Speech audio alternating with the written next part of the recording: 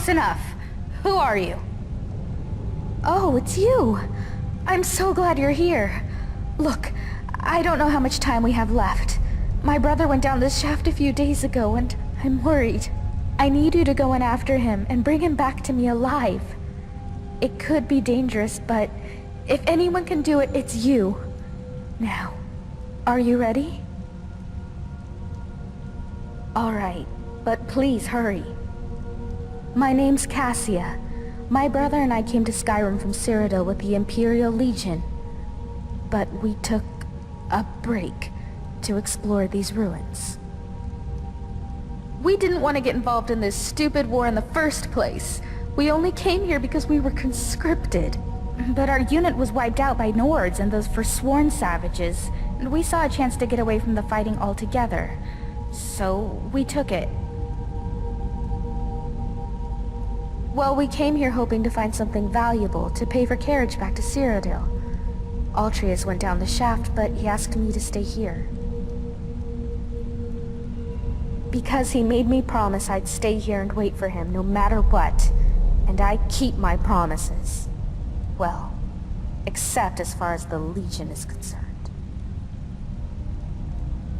I was in Markarth looking for help when I heard people talking about you and all the loot you've been trading with merchants all over Skyrim. I figured you'd be interested in exploring these ruins, so I asked a courier to track you down. And here you are. So you're ready to go now? I knew I could count on you. Now quickly, go!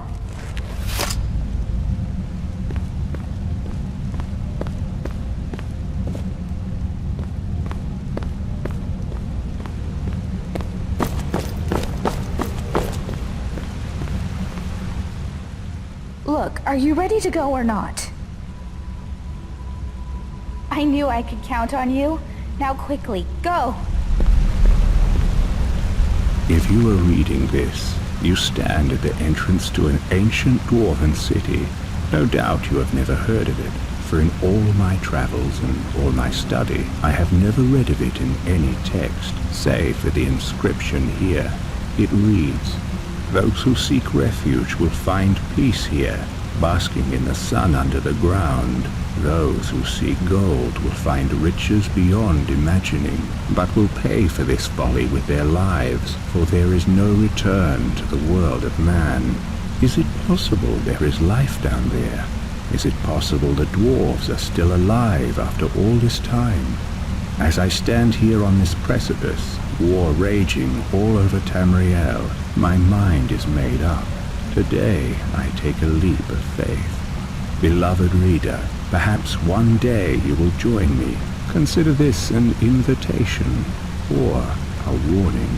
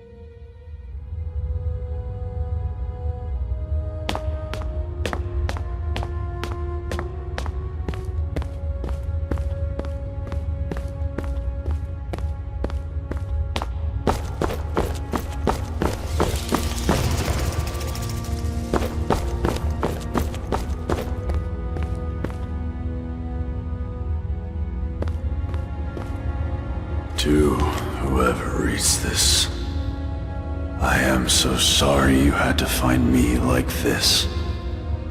And worse, that you will share my fate. I have spent a lifetime in this place, going around and around in circles, searching for a way out.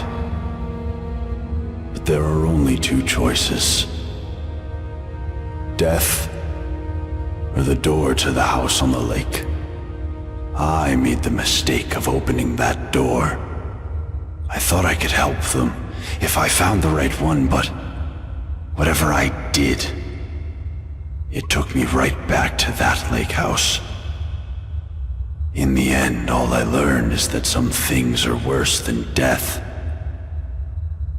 I urge you to learn from my mistakes. Best to take your own life now, than find out what awaits you beyond that door. I've locked it and hidden the key. I'll guard it with my eternal soul if I have to. But I fear even that will not be enough. For the lake house calls to you. And when it does, you must not listen. Altreus.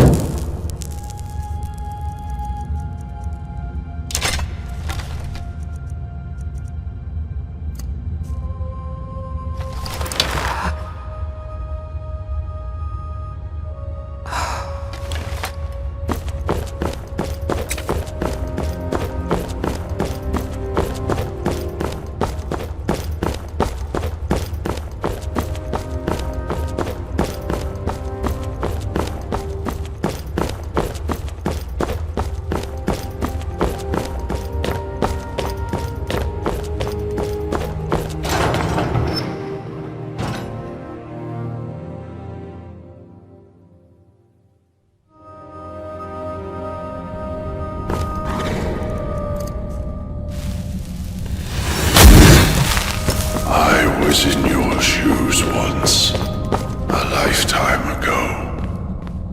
I remember the way the lake house calls to you.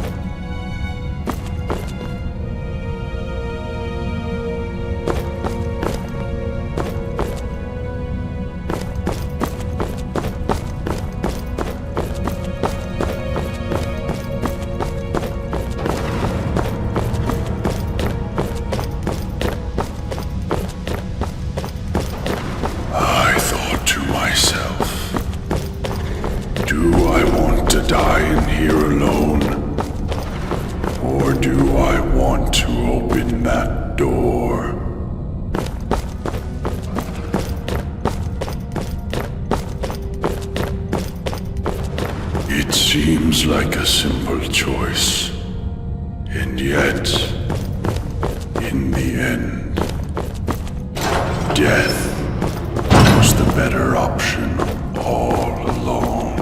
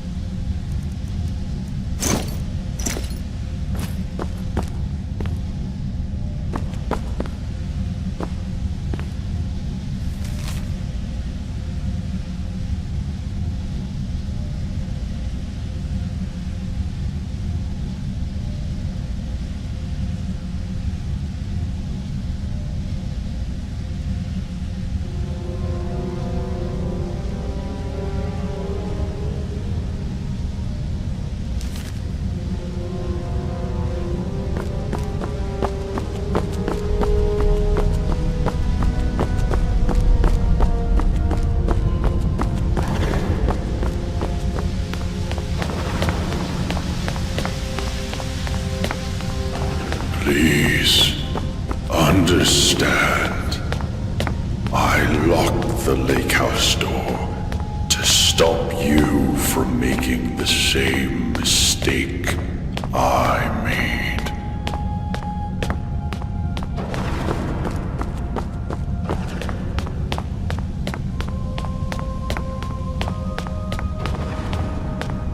And now, you ignore my words and come searching for the key.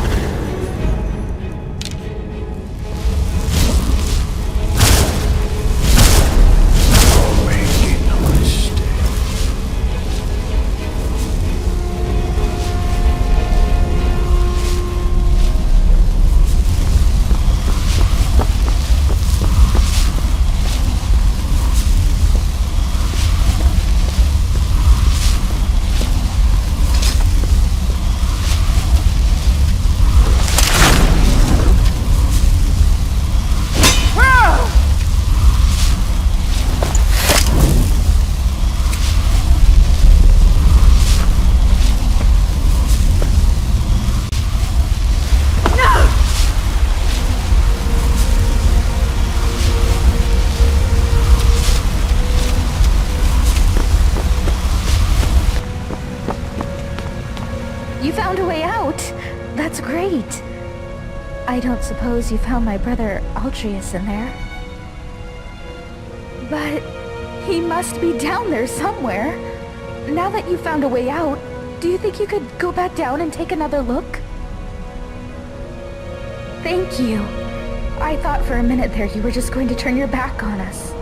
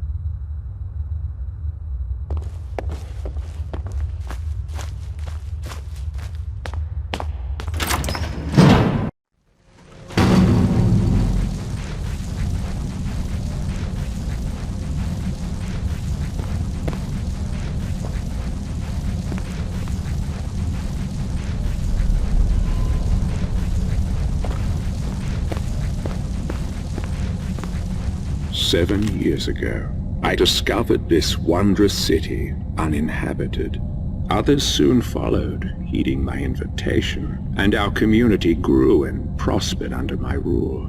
But as I write this, I am alone once again, for my subjects have been the victims of an unspeakable atrocity. This is why, at the expense of my own life, I must open a portal that will take you into the past, before all this began. Beloved reader, you must go back, investigate what set this atrocity in motion, and prevent it by any means necessary.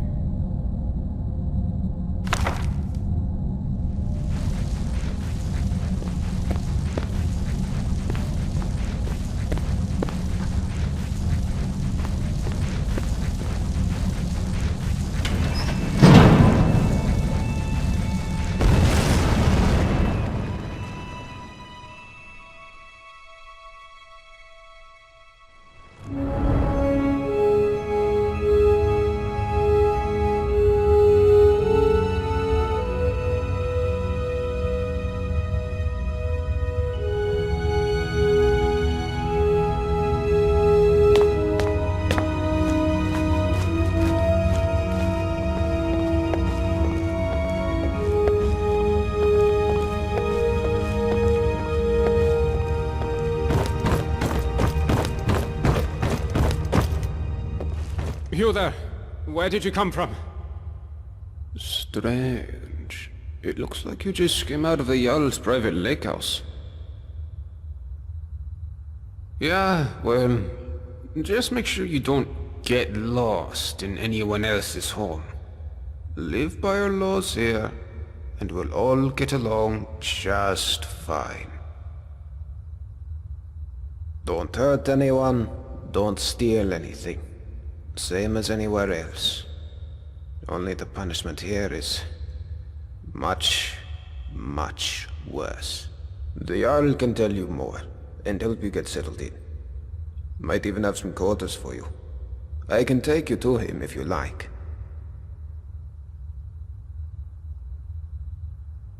Suit yourself. You'll find him at the top of the citadel. He's got the whole floor to himself. And his daughter. And if you have any questions about this place, I'd talk to Broll the Scholar. He seems to know a lot about a lot of things. We'll see you around.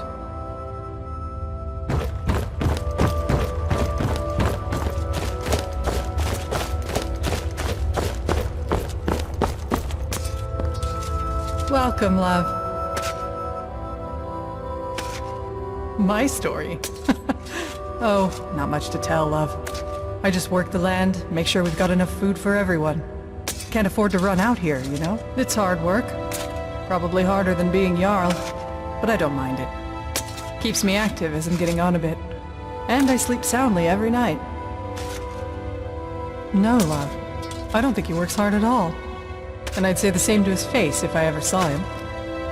But he's always hiding up there in the citadel, doing... You know what? I'm not even sure what he does. I know he doesn't keep order. We've got the dwarves' law for that. But live and let live, I say. As long as I have a roof over my head and food on my table, and good neighbors like Gulvar, I can't complain. Oh, come on, love. It's not that bad, is it? You've only just arrived.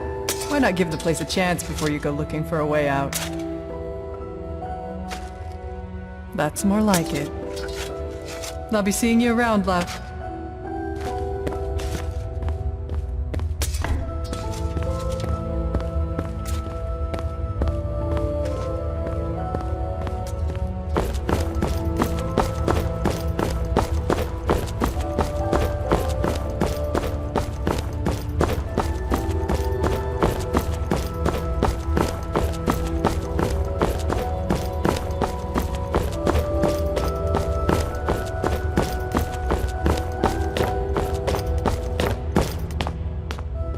We can talk, but be quick. Domitus could be back any second. I'm Saphira. I'm from Markarth, from a part called the Warrens. If you've never gone there, don't. Just don't.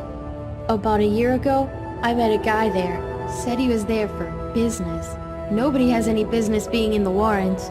But he had coin, and when he saw me, I saw a way out. Long story short, I followed him here. The more I think about it, though, I would have been better off in the Warrens with the beggars and skeevers.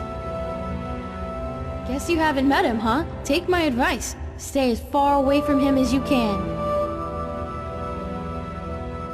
If only... Look, whoever dreamt up the Dwarves' Law didn't think it through. Maybe it was meant to protect people, but what it really does is make everybody too afraid to stand up for themselves or challenge people in power. And Domitus knows that. He's next in line as Jarl of this place, so he gets his way by threatening to punish anyone who doesn't do what he wants. He's never physically hit anyone here, but the point is, he doesn't have to. I've seen him make grown men cry. Nords, they don't cry easily. I cry most days. I think about leaving him, but where would I go? He says he'd make sure I wound up living in poverty again, like poor old Dooley. No, interfering will only make things worse. The only way you can help me is to find a way out of this city, or do something about the Dwarves' Law. I don't know if there's a way out or not, but there are places beneath this city nobody has ever explored. If I were you, I'd start with the tunnels. Well, I suppose that's all I can ask for. Funny, I was gonna ask you the same question. Alright, but we never had this chat, okay?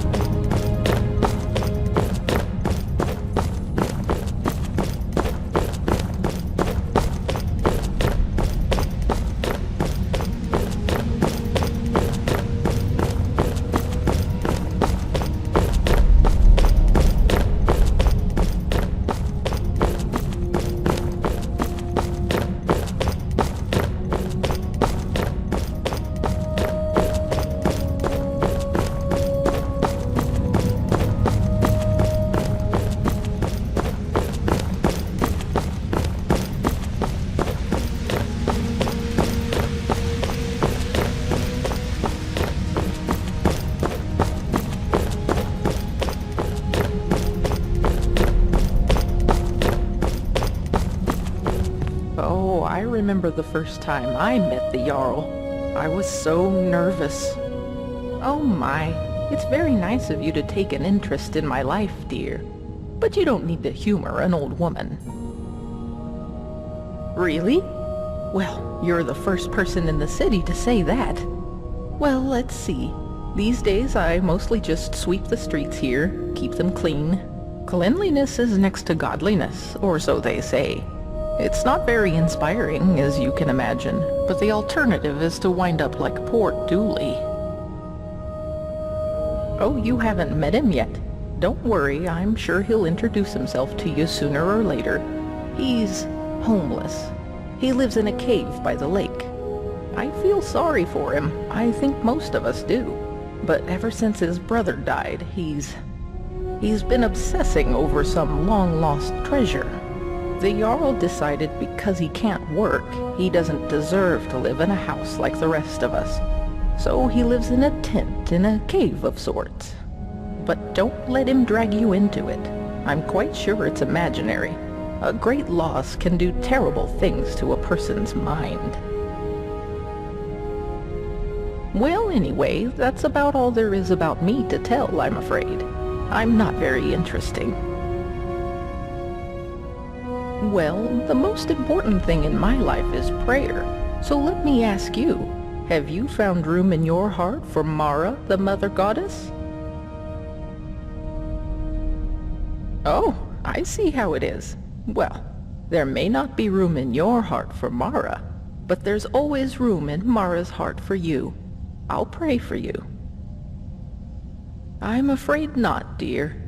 I resigned myself long ago to being here forever.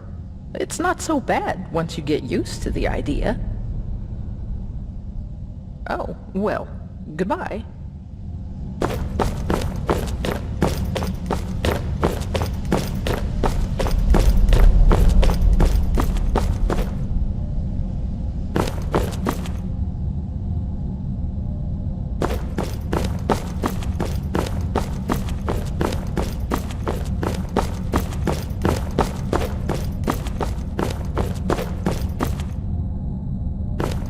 The Jarl's waiting for you on his balcony, on your left.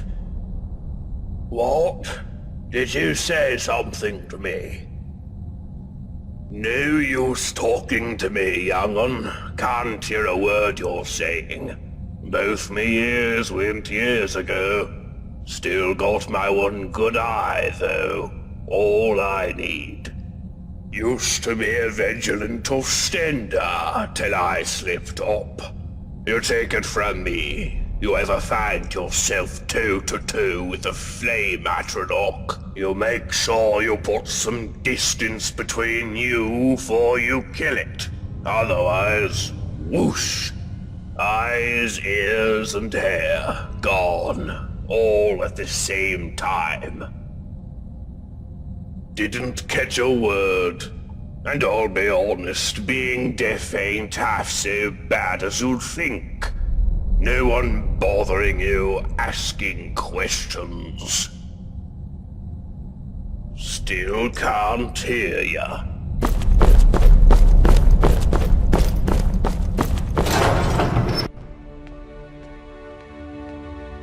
There's a face I don't recognize. Welcome to my city. I'm Jarl Metellus. Tell me, what is your name? It's always exciting to meet a new member of our small community. Now, before I forget, since you're here for good, you'll need some quarters. Here's a key to the last vacant chambers down in the city, between Brawl and Luki. It's all yours. Now tell me, what brings you to my city? I sent you here. I'm not sure what you mean. Well, let's see. This is my handwriting. The victims of an unspeakable atrocity. I will open a portal that will take you into the past. You must go back. This is real, isn't it? I've even toyed with the idea of creating a portal between 2 points in time, with Brawl's help. But that's odd. My letter makes no mention of what caused the disaster. I suppose I was in a hurry. So tell me, what's going to happen to us?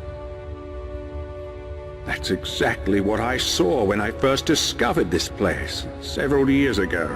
It seems whatever happened then is going to happen again. I think it has something to do with the dwarves' law. This is bad. This is very, very bad. Yes, you see, the dwarves who built this place left inscriptions. Brawl hasn't been able to fully translate them, but we understand some parts. This warning keeps coming up. The many shall suffer for the sins of the one. We think that breaking the law here will cause some kind of event. The truth is, I've used the dwarves' law to frighten my people into obedience, and it's worked so far. But someone's about to break that law. Let me think. Your arrival here is exactly what I need. You've helped me a great deal by bringing this note to my attention. I wonder if you could do me another favor. I need you to investigate the city, talk to my people, help them, if it'll win their trust. You can even go through their possessions, if you have to. You must work out who is going to break the dwarves' law. Once you have a name, come back and tell me immediately. As Jarl, I authorize you to go anywhere you need to go, including private homes. But if someone asks you to leave, you should do so immediately. I can't promise either of those things, but I will certainly do everything within my power to help you once you've helped my people. And of course, if you decide to stay, I would make sure you enjoy a comfortable life here. Now what do you say? Will you help me?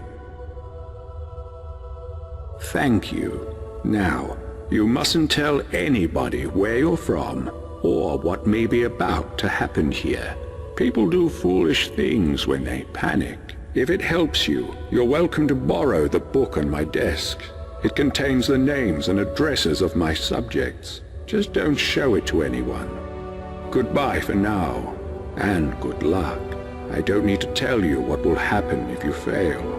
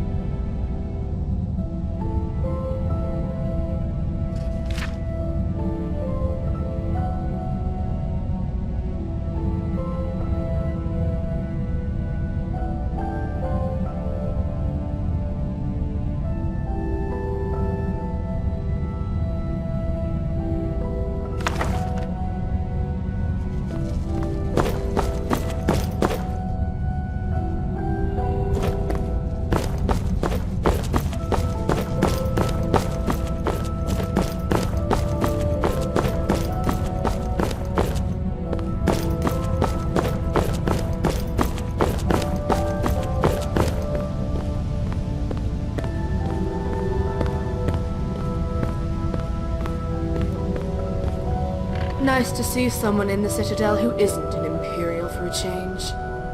Well, as you know, the Jarl is my father. Or, at least, that's what he tells people. What he doesn't tell anyone is that I'm adopted.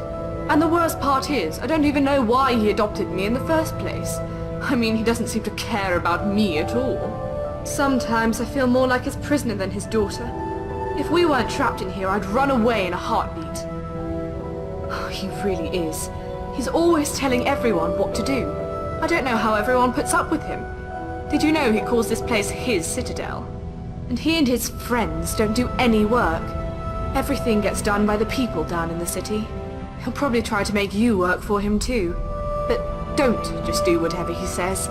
People around here should really learn to stand up to him. You know my father would be upset to hear you ask that. I love it. Me, I'm not even allowed out of the Citadel. I'm so bored. Father doesn't want me mixing with the common folk. He's all, why don't you read one of the books Gaia brought you? Books? I'm almost 18. I want to have fun, like normal girls my age. Or do anything to take my mind off where I am. I thought about getting one of those awful Nord tattoos. Father would hate that. But then that bitch Asanchi told me about her skooma habit. I don't want to drink it, oh, but if I get some, I just know I could get that junkie to spill her guts about everyone in this place. Great! I wouldn't even know where to start looking, but there's got to be a stash or a recipe somewhere in the city. Come back as quick as you can.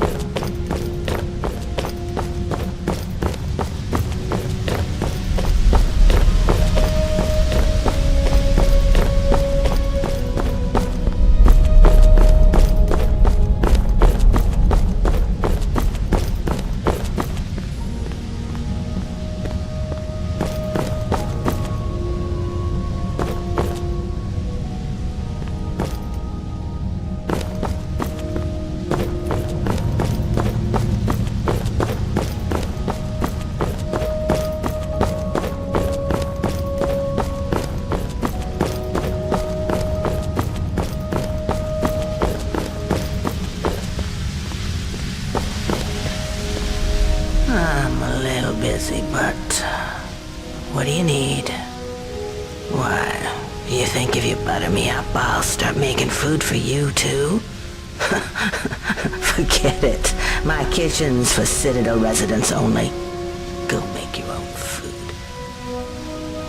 Well, fine. My story? I'm the Citadel cook. In this life. Not exactly how I thought my life would end up. But it's better than it was on the surface. That. Seems like a long time ago. I had a very easy life for myself in Markarth. Married to a silver merchant. Maybe it was a little too easy. I was bored. A lot. Started looking for something to do. A friend introduced me to skooma.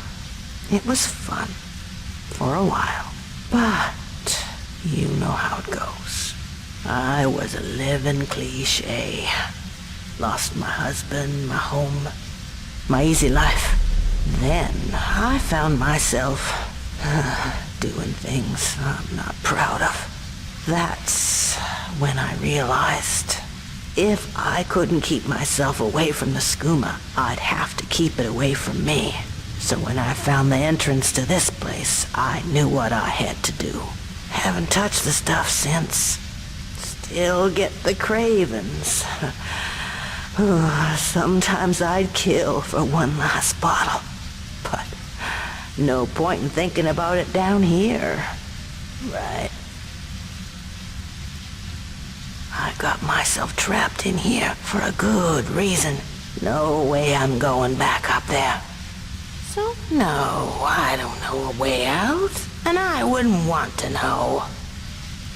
Alright, see you later.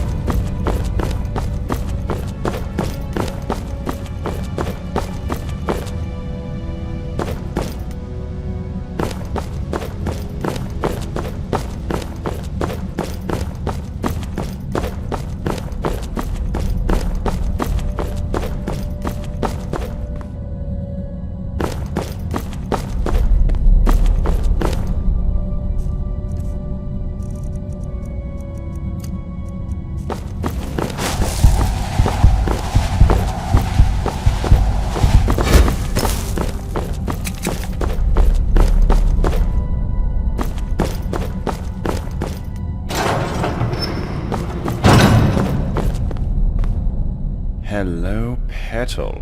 What a pretty thing you are. My story?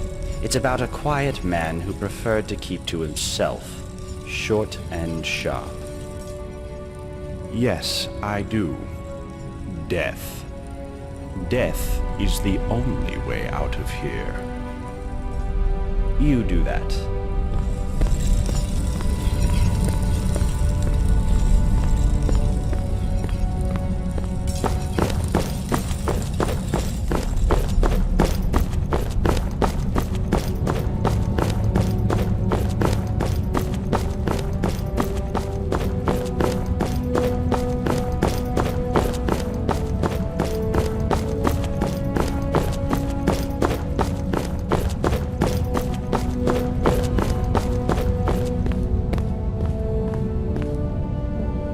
talk, but be quick. Domitus could be back any second.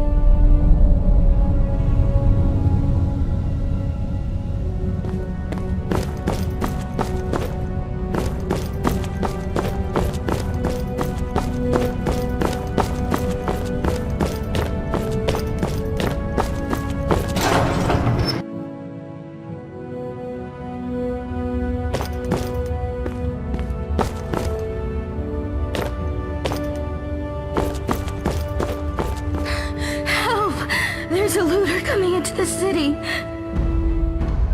I saw a man come down the shaft, but he was armed and he looked like a looter. If he makes it into the city and starts attacking people, he'll break the dwarves' law, and who knows what will happen. You have to stop him. Everybody, go home and lock your doors.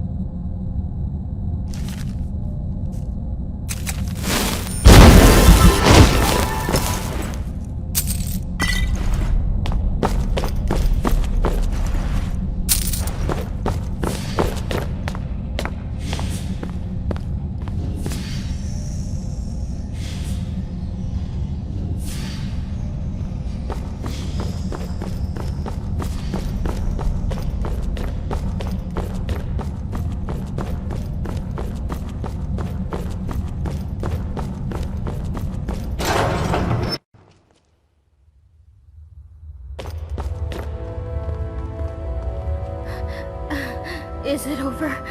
Is it safe? Oh, thank the gods. What a relief. We're so lucky that you arrived in time to stop them. I'll be sure to tell everyone what you've done for us. Thank you so much. If there's ever anything my husband Tabik and I can do to help you, just ask. Quintus? No, there's no one by that name here. But if you're looking for an Imperial, I'd check the Citadel. That place is crawling with Imperials. Nice to talk to you. See you soon. Hello, my friend. Hi there. Oh, there's not much to tell. My husband Tabik runs the clothing store in town. You should stop by. I'm sure you'll leave looking much better. Not that you don't look good now, I mean, it's just, you know, nice clothes are... Oh, who am I kidding? I'm no good at selling anything. I guess that's why they've got me sweeping the floors, day in, day out. Well, that, and we weren't invited to be layabouts in the Jarl's Citadel. Did you see anyone working in the Citadel? I'll bet you didn't. They just amuse themselves all day while those of us down here do all the work. And why? Because Habik's a Redguard and I'm a Breton. I bet if we were both Imperial, it'd be a different story. The worst part is we left Solitude to get away from bigoted Nords after our son died. But here the Imperials are even worse.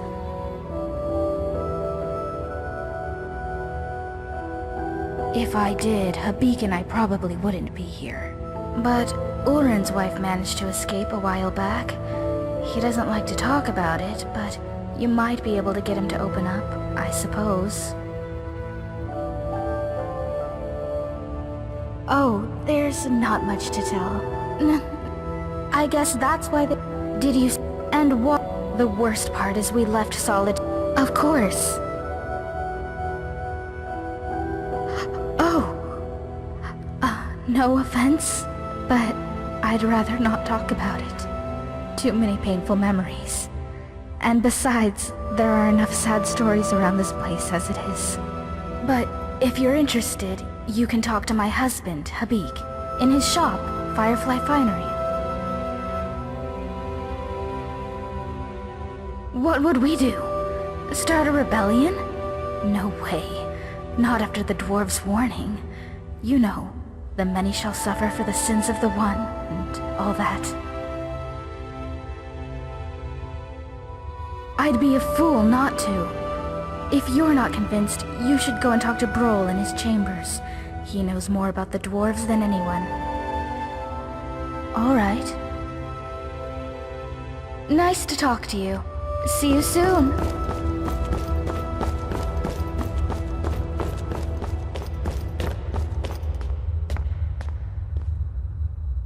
By the 8! I hear you took on a band of marauders by yourself, you buffoon! Next time, come and get me. I'll show 'em what for. Name's Castellus Vitus, military engineer of the Imperial Legion. Out of action right now, but don't worry, I'm still in the service. What about you? Now that's just the sort of cowardly nonsense I'd expect from a Stormcloak sympathizer. Off with you then. Go on. Go bother somebody else. Well, I suppose you're right. But don't think that friendship will last if we ever get out of here. You understand that, right? Spit it out then.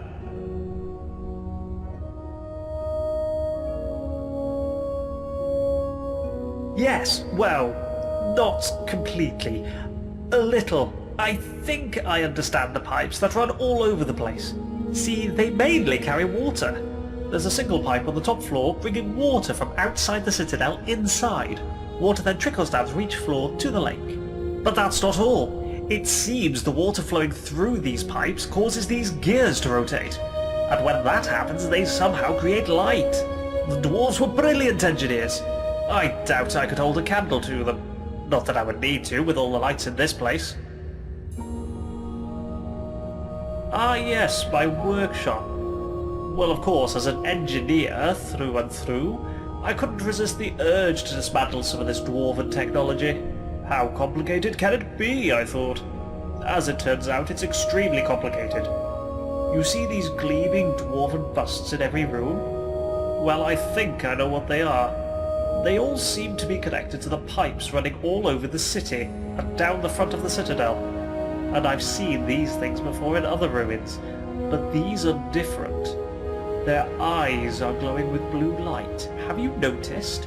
But whenever you see one of these things, remember, someone or something is watching everything you do, waiting for you to break the dwarves' law. Suspicious behavior, you say? Ah, so the Jarl has found a task for you, keeping tabs on us, Don't worry, your secret's safe with me, friend. Well, the Citadel's mainly full of good Imperial stock, so you don't have to worry too much about them. But now that you mention it, lately I've been wondering if the Citadel isn't haunted. Every now and then, mostly late at night, I swear I can hear a woman sobbing, I'll be damned if I know where it's coming from, but it's not Gaia next door, so who could it be but a ghost? Gods know a lot have died in here.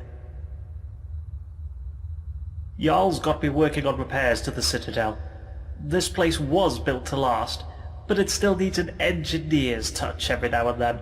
Door hinges need to be oiled, cracks need to be patched up, and that bloody water pipe in the bathroom is constantly springing a leak.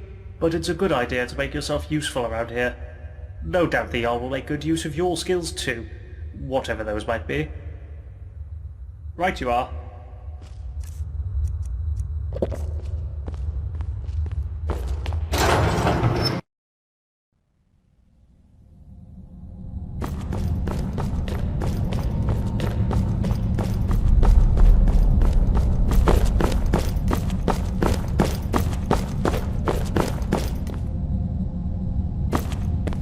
What is it? I'm sorry, what's my story? What in oblivion is your story? How dare you come in here like you own the place and expect me to explain myself to you? I beg your pardon, did you just threaten to hurt me? Is that supposed to make me frightened of you? Let me explain something to you, peasant. Cut a single hair on my beard, cast a single spell, fire a single arrow, and the dwarves' law means you're dead. Dead. Got it? You might have been somebody important in your old life, but down here, you're no one. Here, I own you, and there's nothing you can do about it.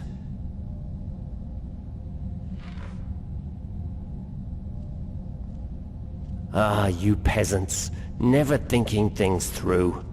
You see, down here, I don't need to hurt you to have power over you. Force means nothing here. I get to enjoy the privileges that my station in life affords me. I live in the Citadel, I do what I want, and I eat the food you peasants give me. And if the peasants feel hard done by, what are they going to do about it? Start a rebellion? Plot a little coup against the Jarl? Ridiculous. They'd break the dwarves' law and be dead within minutes. So they'll never do it. They'll just accept their lot in life and do what they're told. And that's why, now that you know your place, you're going to do something for me. I want you to retrieve something for me. It's a helmet. Dwarven. Made thousands of years ago, but still in immaculate condition. One of those vigilants of Stendar had it with him when he went down into the old mine tunnels over by the lake. He never came out. I want you to go down there and bring it back. Now, do you have any questions?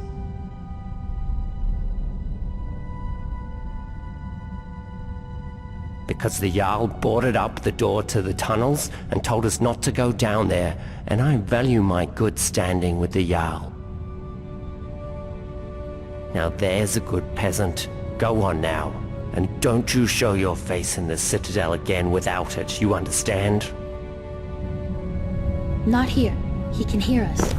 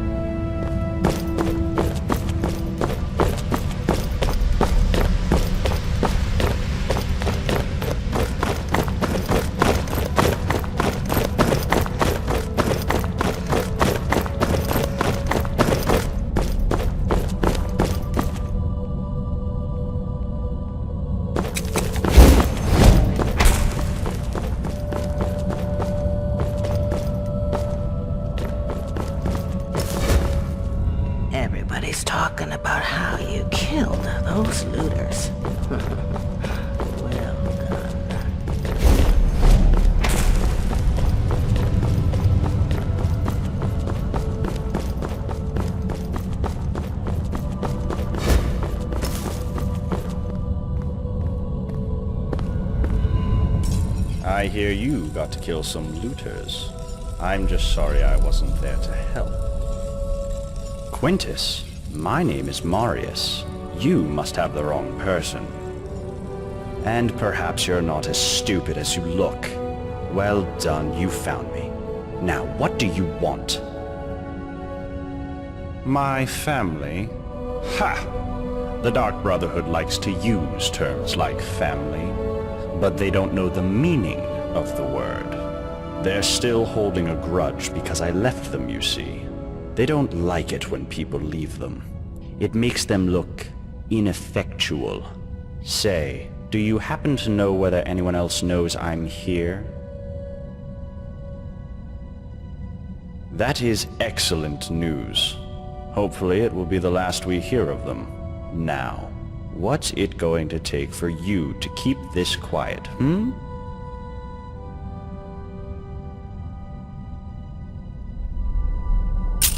Oh, you grubby skeever.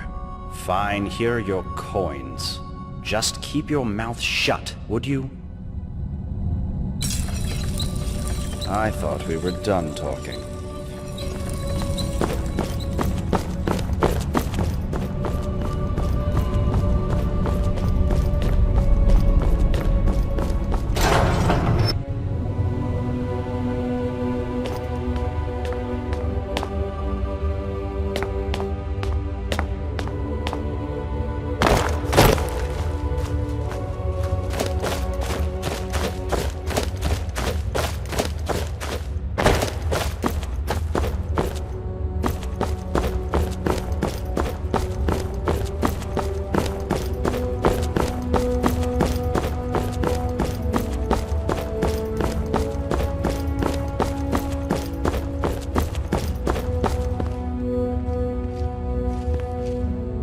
Heard you got to kill those looters.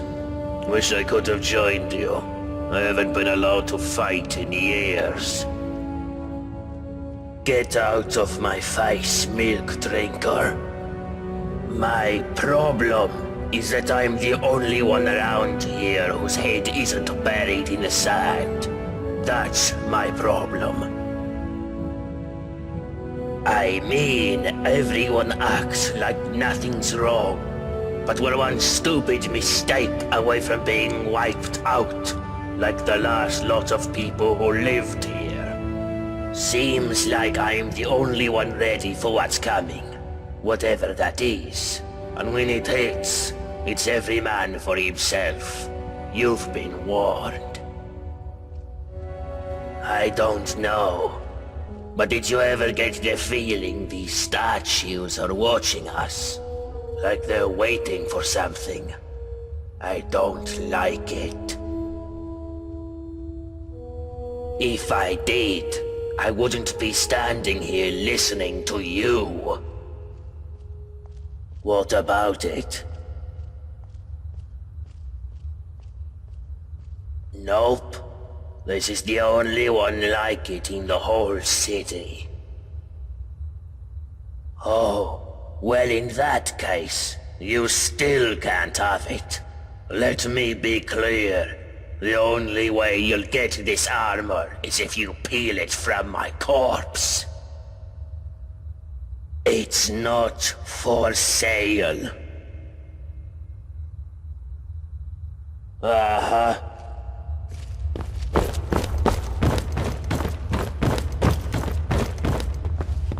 I hear you're handy in a fight. Glad you're on our side, love. Hey, you're the one who killed all those bandits, aren't you? Gods, what a nightmare that must have been. What do you want with me? I don't see why I should share it with you. So my wife disappears a couple of weeks ago, and now everybody thinks I know a way out of here. I wish you idiots would just leave me alone. Well, she's not here anymore. That's all I know. How should I know where she went? I woke up one morning and she was just gone. Didn't say goodbye, didn't take anything with her. And now you people won't stop harassing me, judging me, asking me questions like you think I had something to do with it. Well, I didn't, and nobody cares that I've lost my wife. They just love a bit of scandal, or to find out how they can get out of here too. You're all animals. I swear, I didn't hurt her. I would never. I love her. And if I'd known she was leaving, I would have gone with her. I honestly don't know anything. I keep going over it in my head. Did someone kill her? Surely that would have broken the dwarves' law. Maybe she went wandering into the underground tunnels, or into the palace, and never found her way out.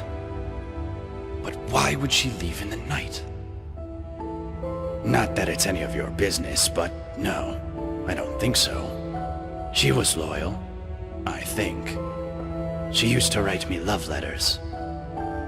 I still have one, somewhere. But even if she'd been seeing someone, she couldn't have kept it a secret in a place this small. Rustacia would have known about it for sure. All right. Please, let me know if you hear anything about Maisie.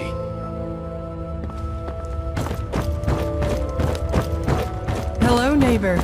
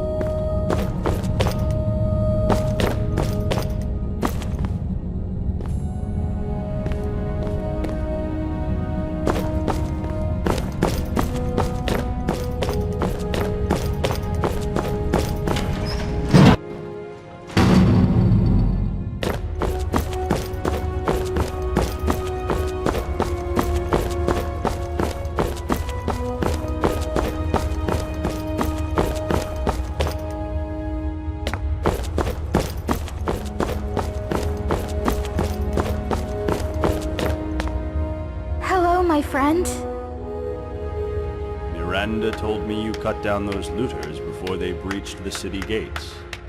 Well done, my friend. Well done. I'm Habik. I live out back with my wife, Miranda. We used to live in solitude, but, we had to leave. Found this place by accident, like most. The Jarl needed someone to mind the store. So I volunteered. Doesn't make any money, of course. Not enough customers. The Jarl says he likes to keep us busy and out of trouble. But of course, he and all his cronies in the Citadel never seem to lift a finger.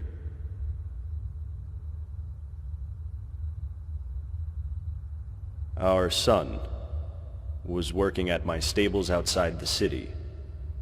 He was alone when he had a visit from some Imperial, a cousin of the High King. This Imperial thought he'd just take one of the horses as a tithe. Guess he didn't think a 12-year-old boy was going to stop him. But Limar wouldn't stand for it. And as the thief rode off, my son managed to shoot an arrow into his shoulder. But I wasn't there at the time.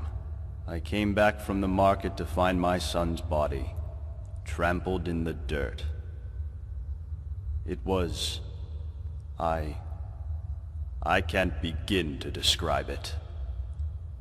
I was shattered. I went straight to Torig's court and demanded justice. But I guess that word doesn't mean much to an Imperial. Instead, he seized my stables and told me if I ever set foot in Solitude again, my wife and I would end up the same way as Limar. So we left. Wandered Skyrim for a while, and eventually wound up here.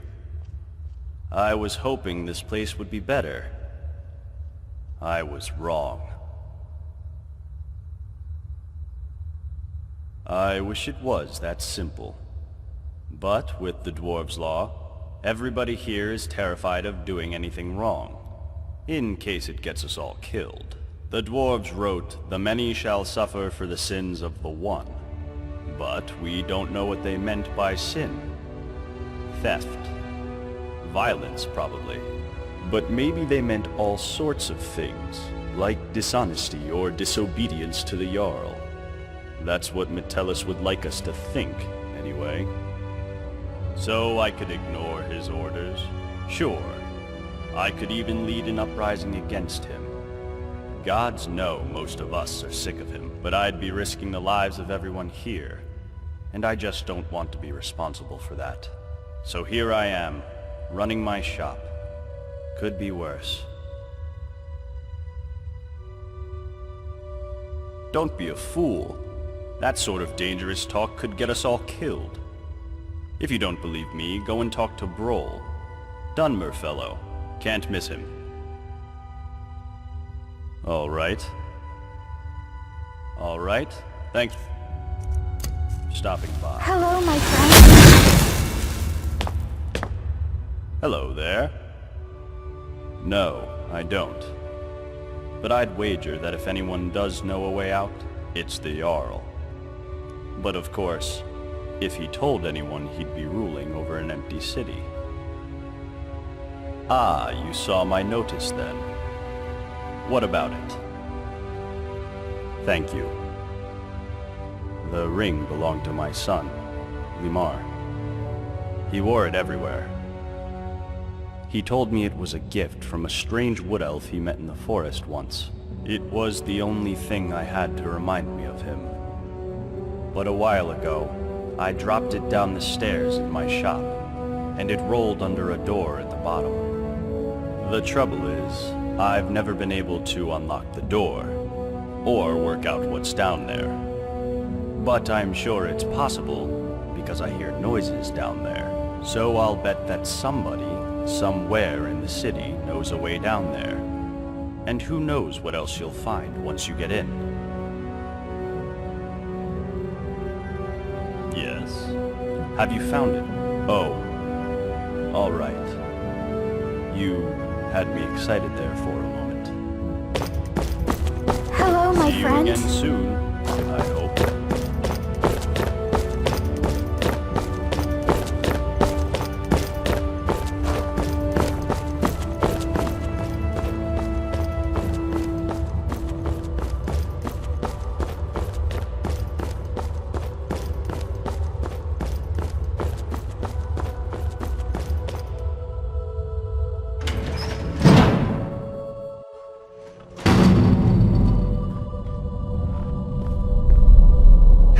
neighbor.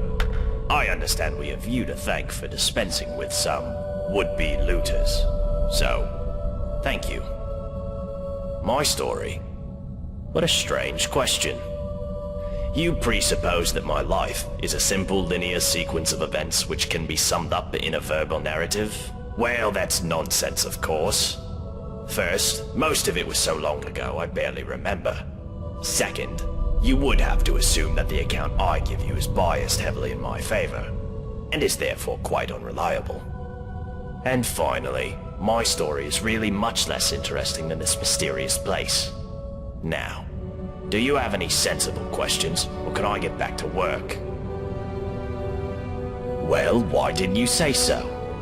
I researched Dwarven history and technology, and I'm originally from Kragenmoor in Morrowind. Any other questions? Very well. Come back if you think of any questions about something you discover.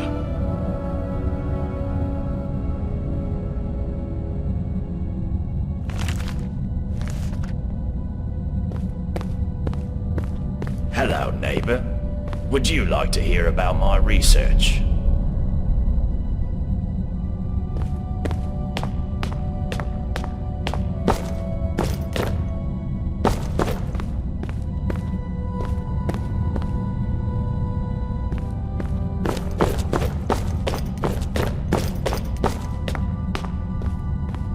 Hello, neighbor.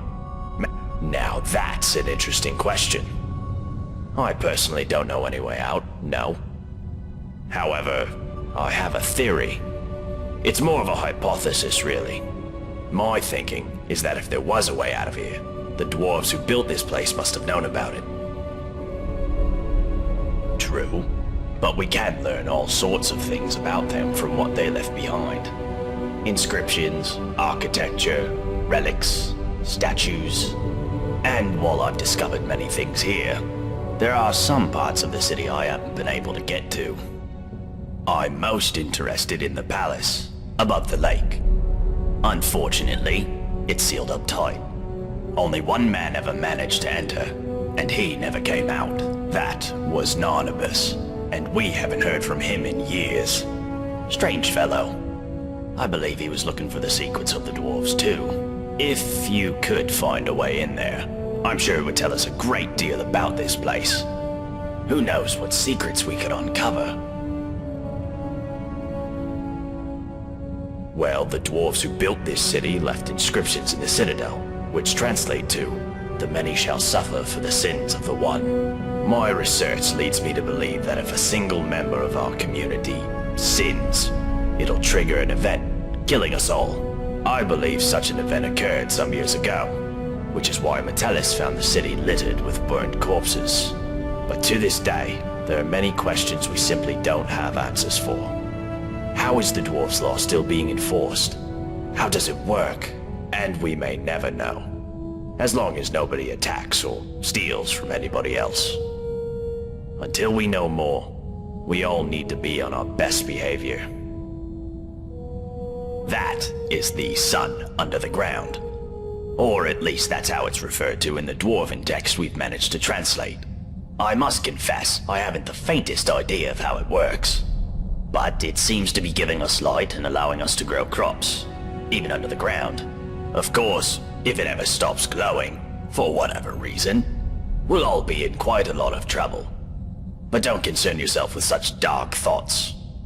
I'm sure we have nothing to worry about. Time travel. You know, as it happens, I do. It was a great obsession of mine for years after my wife passed. I thought if I could go back, I gave up on that idea a long time ago. But recently the Jarl has asked to see my research notes. How strange that you should now take an interest too. Can I ask what the nature of your interest is in this unusual subject? I don't quite know what to say to that. How can I put this charitably? Perhaps you're tired and emotional and need some rest. But I always enjoy discussing my theories with a receptive mind, so I'll humor you. What did you want to ask? For argument's sake, if you found yourself in that position, you'd have only two options. To live out your days in the past, or force a paradox. A paradox, you see, would involve changing the past so as to prevent the events which caused you to travel back in time in the first place. But you'd be taking a big risk by doing that. Who knows what the consequences would be? Some say that whatever you do, it will lead you right back to the future that took you back in time in the first place. An eternal loop, if you will.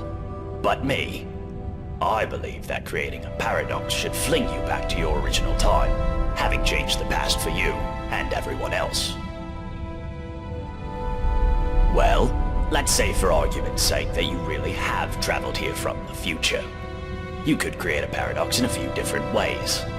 Essentially, you could do anything that would remove your means or motivation to return to the past. For example, you came here to achieve some goal. Achieving that goal would mean you will never have been motivated to come here. A paradox.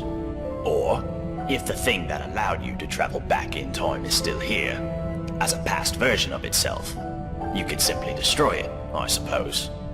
That would mean, of course, that you will never have been able to travel back in time. Another paradox. But doing so could have terrible consequences. But if you really are from the future, as unlikely as that is, telling me or anybody else what happens next could have disastrous consequences too. I think it's best if we talk about something else. Ah, yes. Most dwarven armor you see these days is quite badly worn, but this piece is still perfect, after thousands of years. It also seems to have some magical properties. It should protect you from the harmful energy down in the tunnels below the city. It all but killed Brandis when he went down there. But he didn't have a full set. If you can get down there safely, let me know what you discover. Very well. Come back if you think of any questions about something you discover.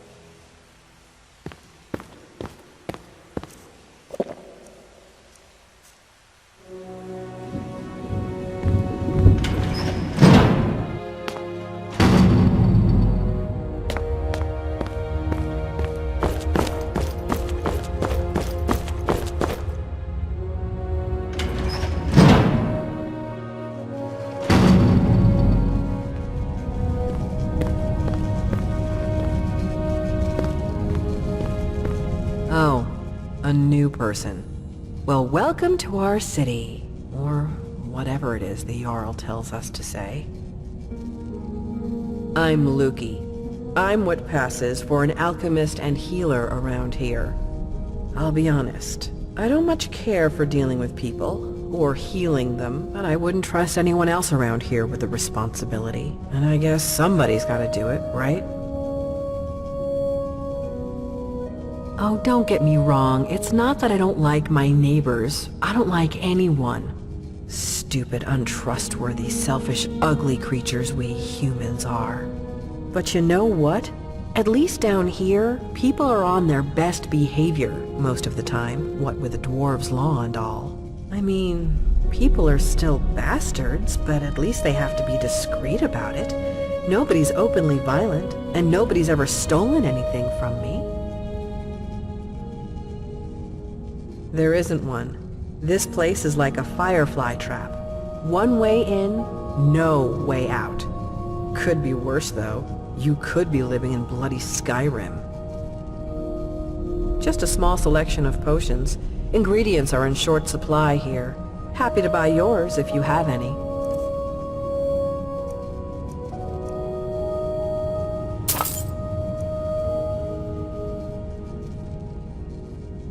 Fine, just walk away. So you're the one who killed all those people. Did it make you feel like a big hero? Have you asked yourself who's gonna clean up all your mess? See for yourself. All right, see you soon, neighbor.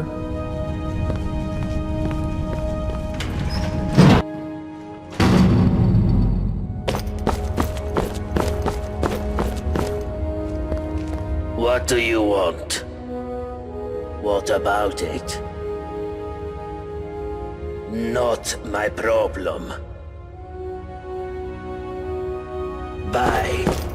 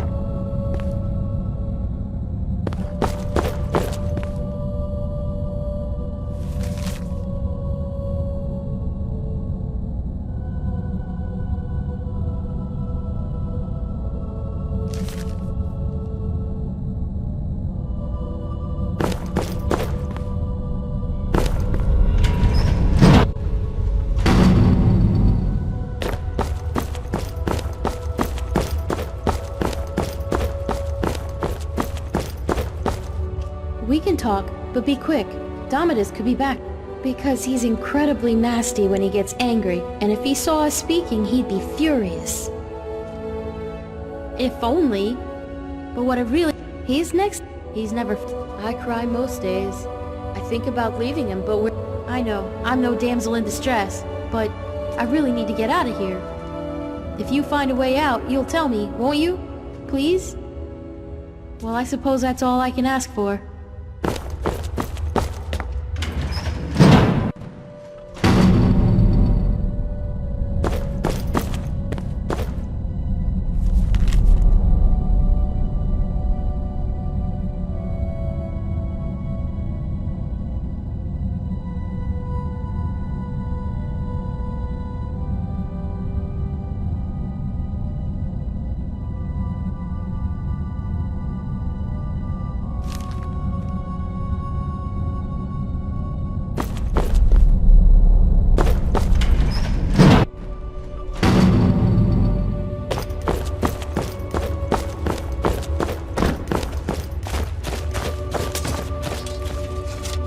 Hello, neighbor. Bye for now.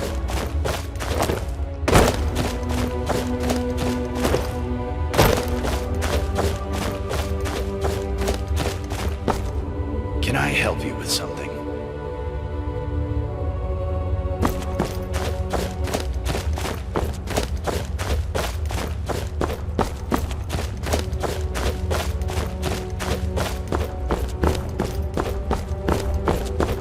What do you want? Bye.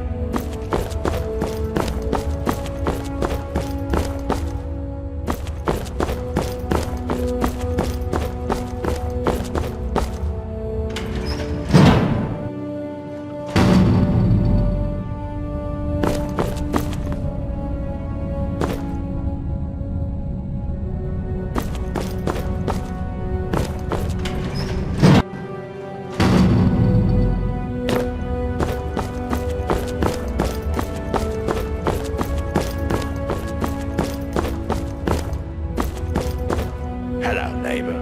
Made any exciting new discoveries?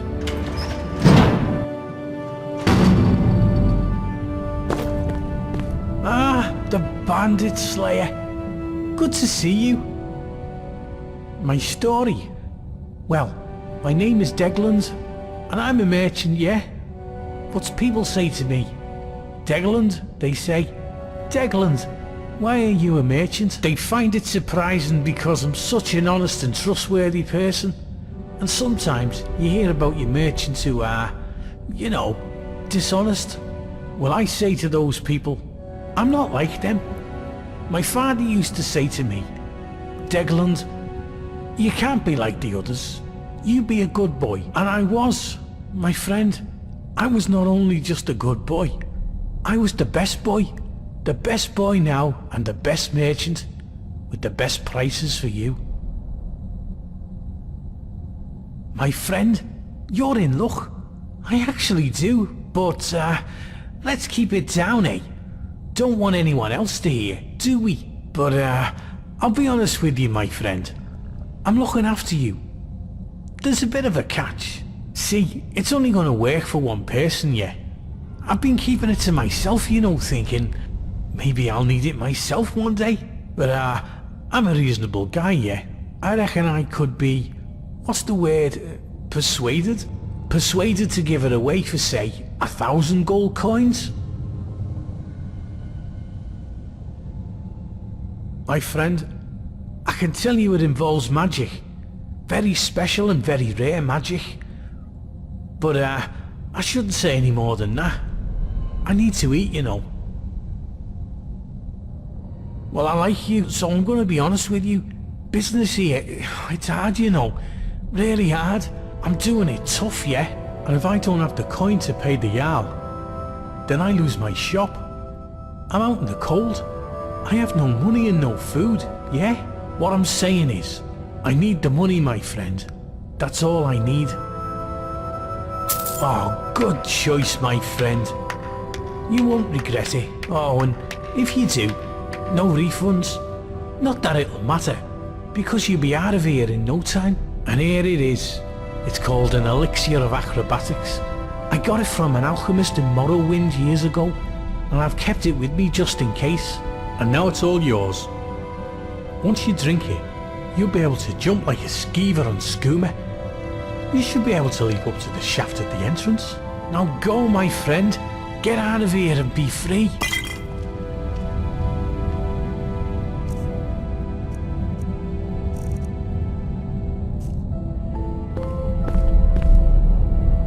Ah, there she is. Such a pretty thing. The best words for you, my friend.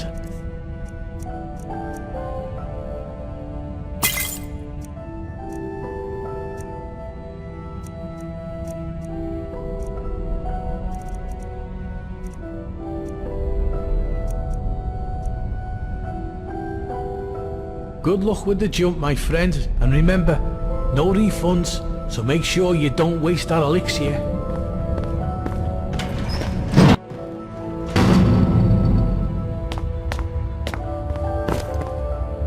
Hi there. Fine, just walk away.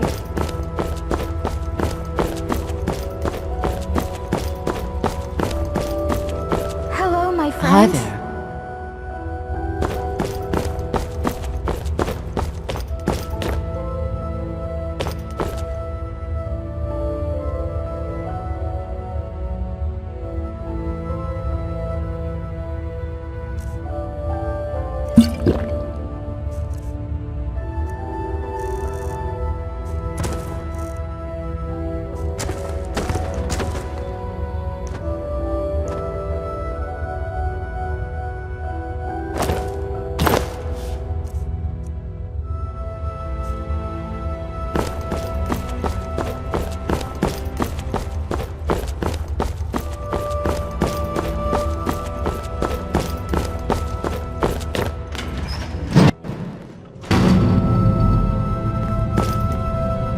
Still here, I see. Did you drink your elixir yet? I'm not surprised. It was just potato moonshine and a glob of spit for good measure. But don't be too hard on yourself. You're not the first sucker to fall for that old trick, and you won't be the last. Poof! Looks like the dwarfs weren't too concerned about... what's the word? Enterprises like mine when they wrote their law. Tough luck, eh? I already told you, no refunds. It's my gold now, and there's nothing you can do about it. Gotta remember the dwarf's law, eh? Hey, take it easy. You want to upset the dwarfs and get us all killed? Here's your money. Take it and get lost. Hey, I don't want any more trouble. Yeah, whatever.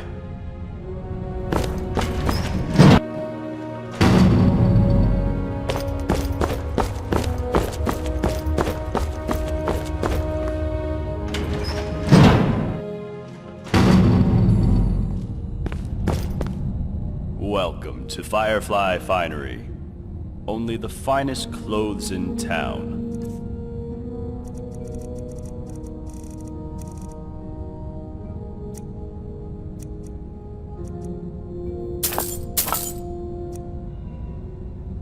See you again soon, I hope.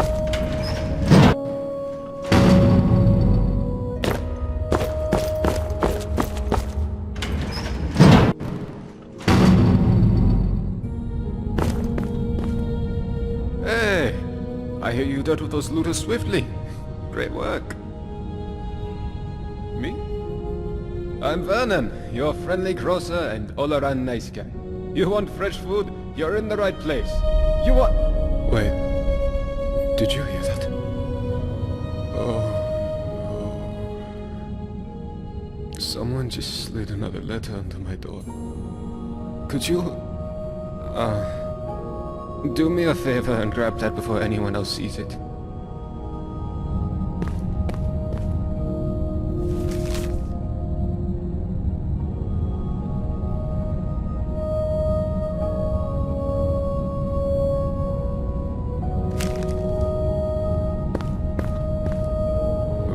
Well, what did it say? Rikus? The big, crazy lord who walks around with his weapon drawn? Of all the people it could have been, he's the most terrifying. Oh, alright. Well, we'll see what you can do. I think it would only inflame things if I speak of it myself. You wouldn't believe how often the new ones ask that question. But I'll tell you the same thing I tell everyone else. There are much worse places to live out your days. You might have a few sleepless nights thinking about the Dwarves' Law, but once you get used to the fear, knowing that a single slip-up could cost you everything, it's not too bad. Nothing new to me, anyways. The many shall suffer for the sins of the one. That's about all I know. You should go and talk to Brohl in his chambers if you want to know more. Foods, potions, all sorts of things.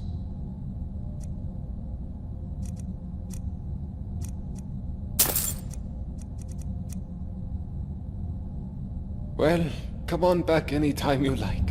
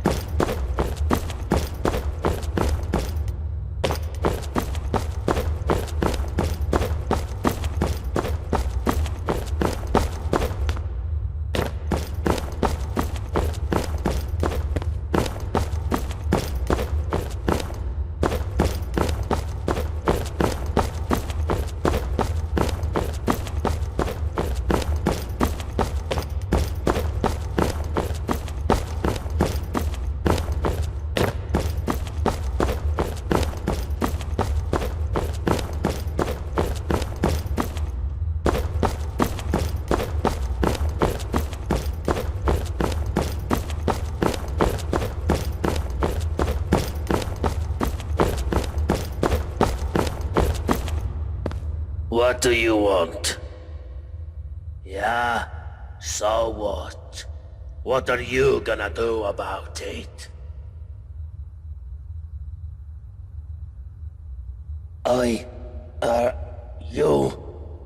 You're crazy, you know that?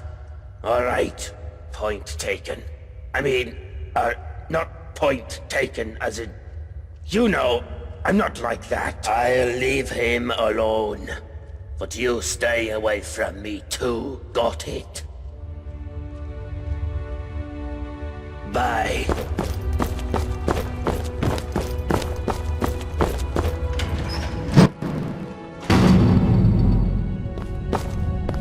What can I do for you, my friend? What about him? Why? What did you do?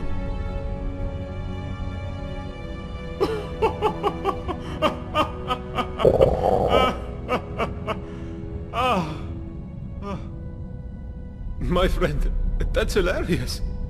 I wish I could have been there to see his face. Thank you so much for helping me out like that. Hey, I have something I'd like to give to you.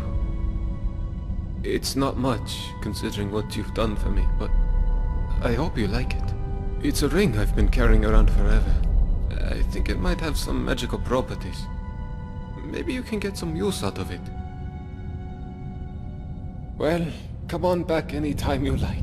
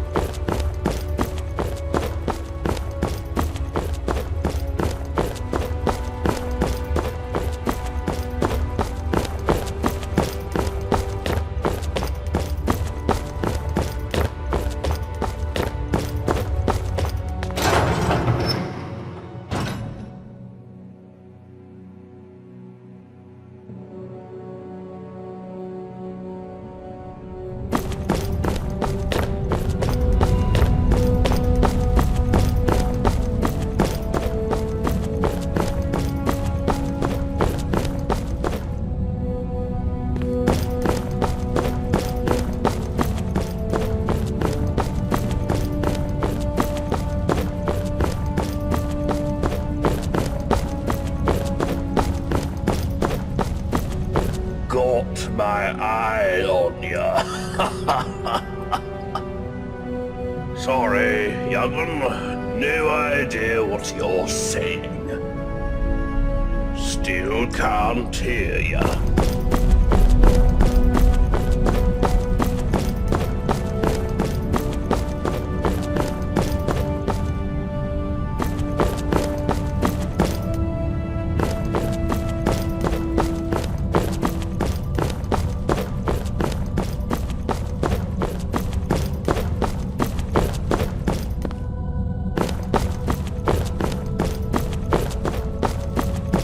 I thought we were done talking.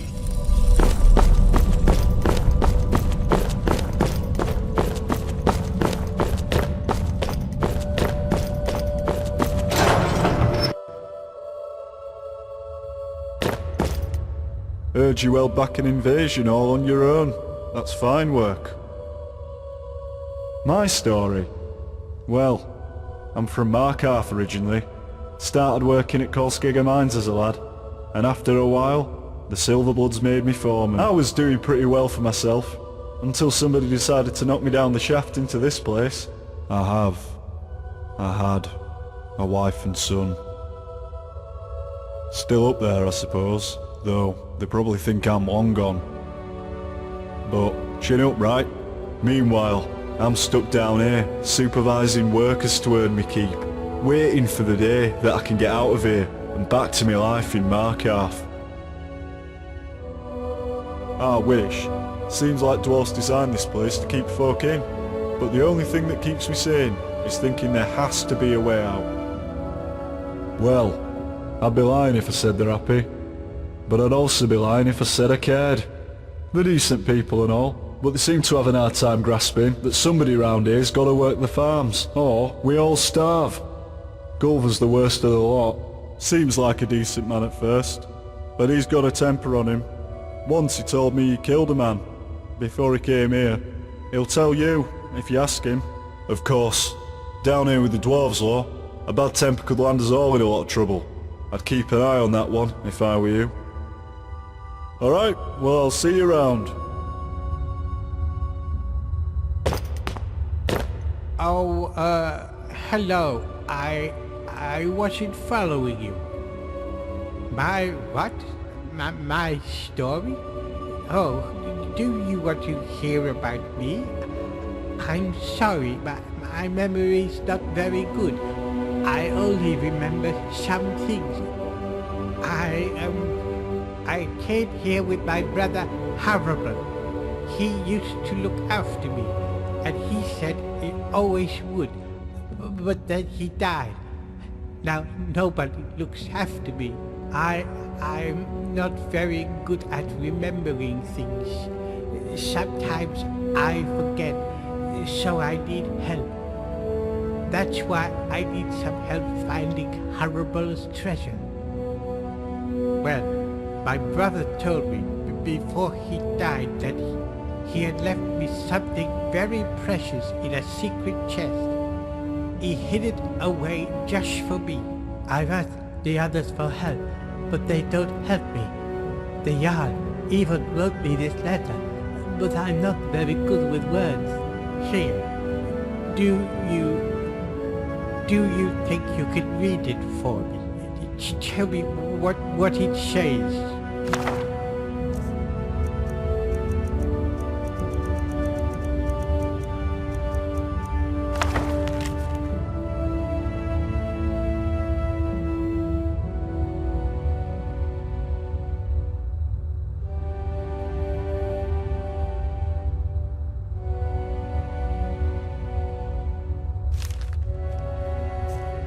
Well, what does it say? You did? Oh, thank you. What does it say? What? No, that can't be right. My brother, he told me. He told me he left me a fortune. He would lie to me. Why would he lie to me? You'll help me, won't you? You'll help me find it, please.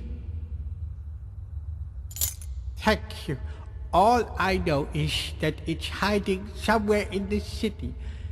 And you need this rusty key.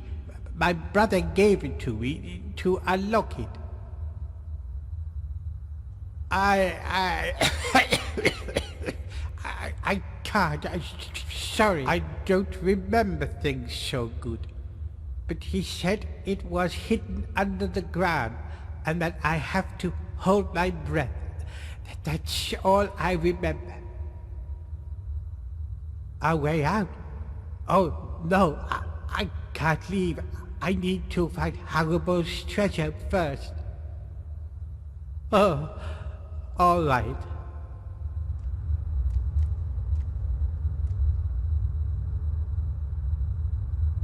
Working hard?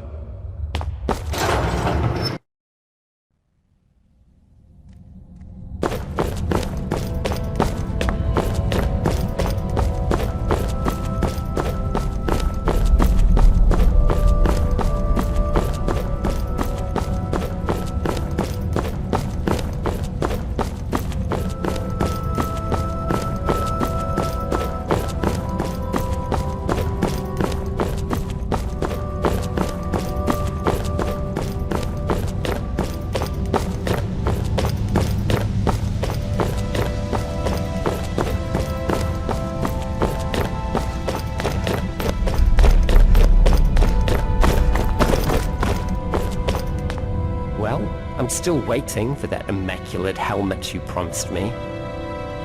You do that.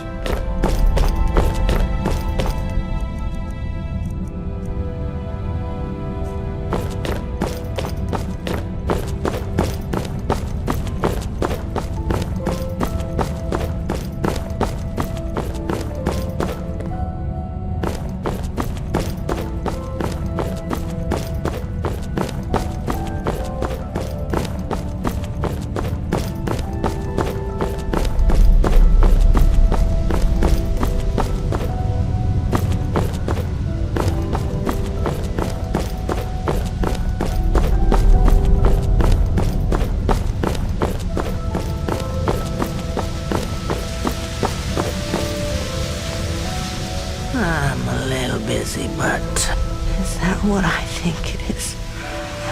Can I have it? Whatever you want.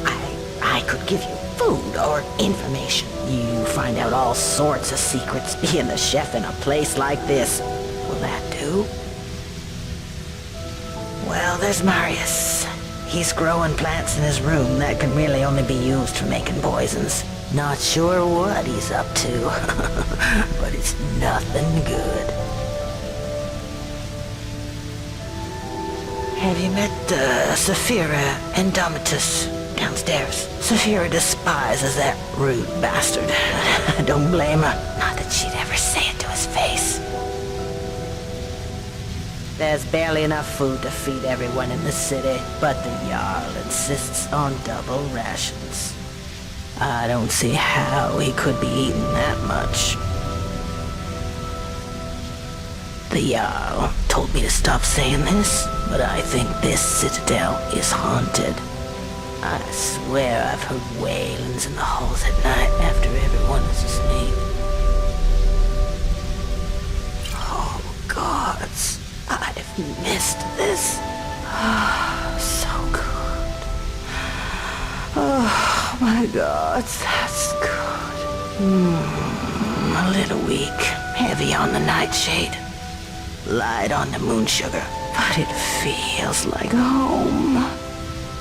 Thank you. This'll be our little secret, right? Ooh, now, I'd better finish up in the kitchen before the hallucinations really kick in.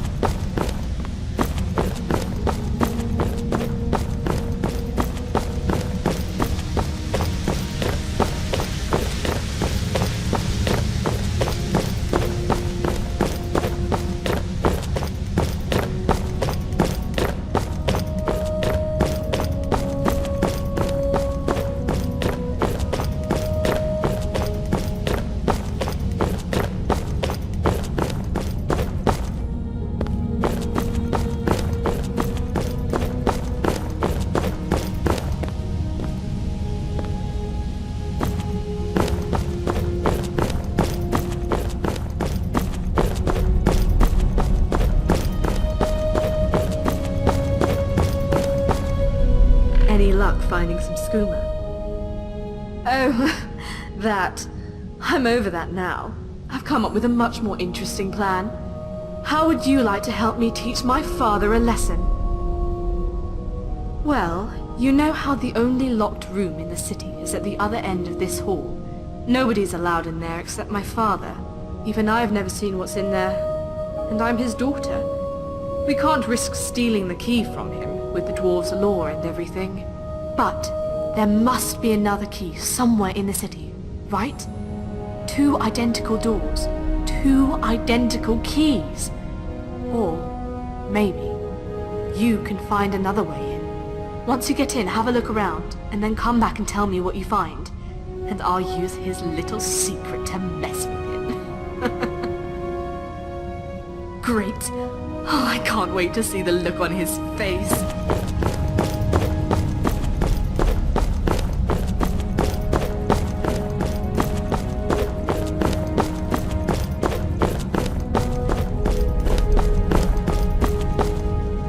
Hello again, my friend. Any word about the matter we discussed? Of course. What do you want me to clarify? I need... You must... As Jarl, I authorize... You're welcome. Now, was... Well, I hope your investigation has been thorough. I don't want you accusing the first person you suspect. So, who is it?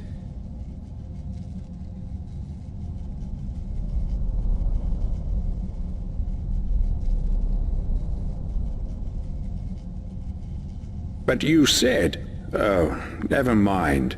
Just make sure you get it right. I'll have to trust your judgment, and there's no going back once you point the finger.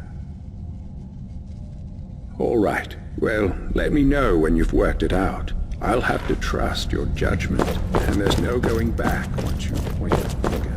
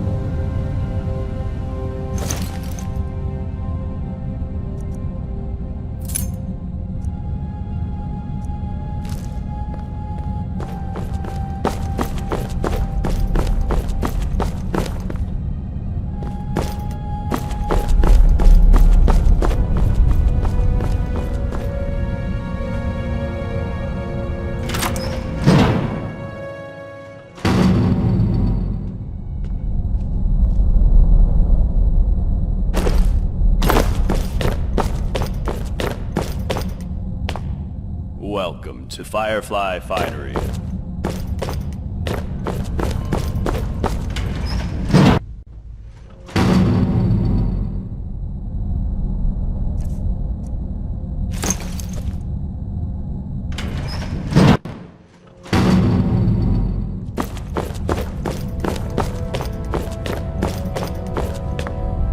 Welcome to Yes? Have you found it? That's it. Oh, thank you. I know it's only a ring, but it feels like I've got part of my son back. It's a good feeling.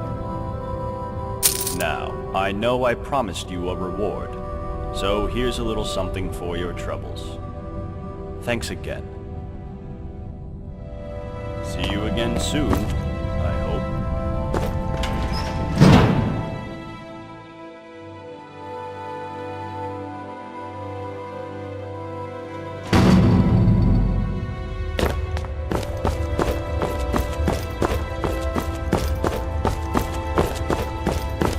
What do you want?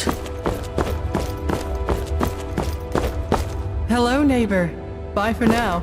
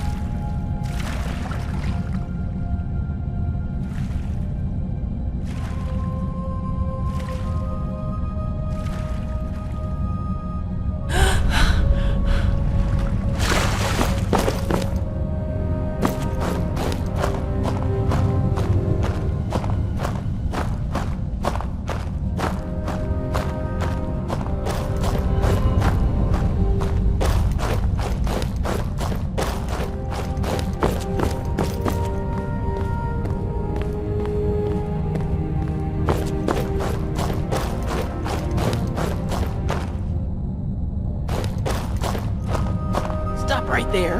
What is this one doing here? Ah, the locked chest. Yes, we have it, but have been unable to open it. Why don't you come in and join us for dinner?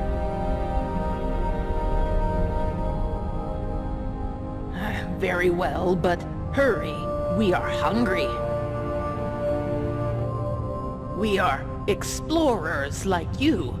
We were exploring the bottom of a great mine when we found this cave. But just as we found it, the earth shook and the mine collapsed behind us. This is our home now.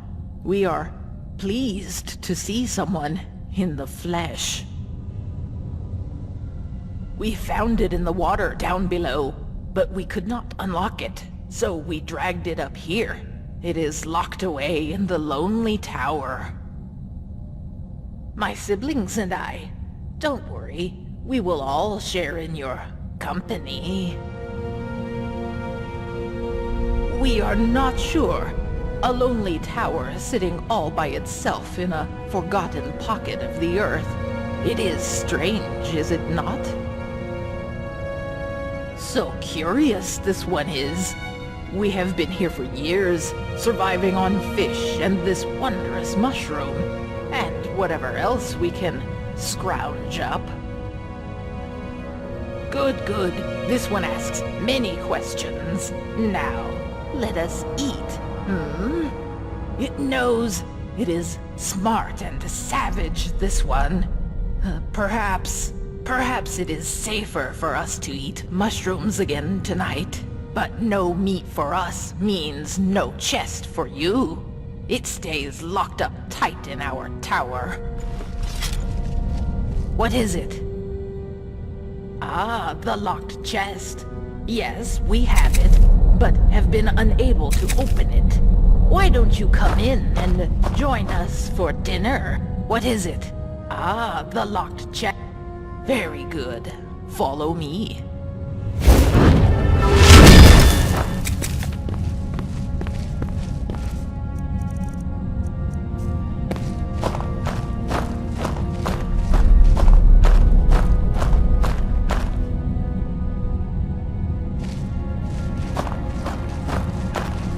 Can you smell that?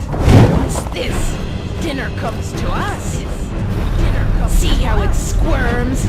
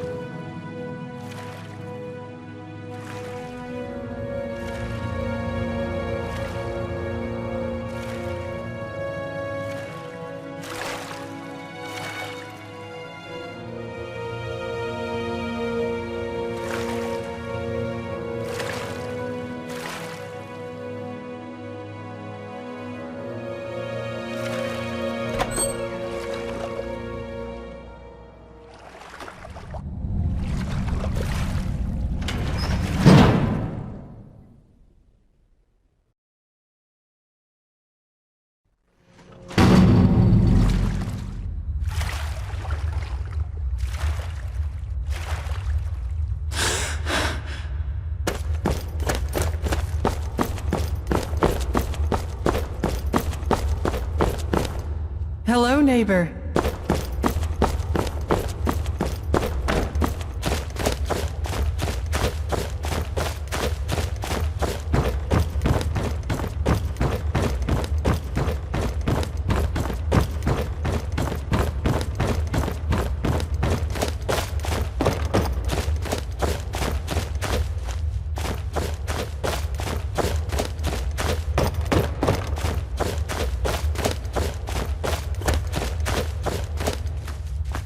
Oh, hello.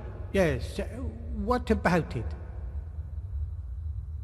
You did? What was in it? A key. Harrison left me a key. I'm confused. It was supposed to be something valuable, but it's just a key. What do we do with the key? Oh, all right. Maybe there's a treasure in there. A big pile of gold coins and gemstones. Maybe you could even share some of it with me.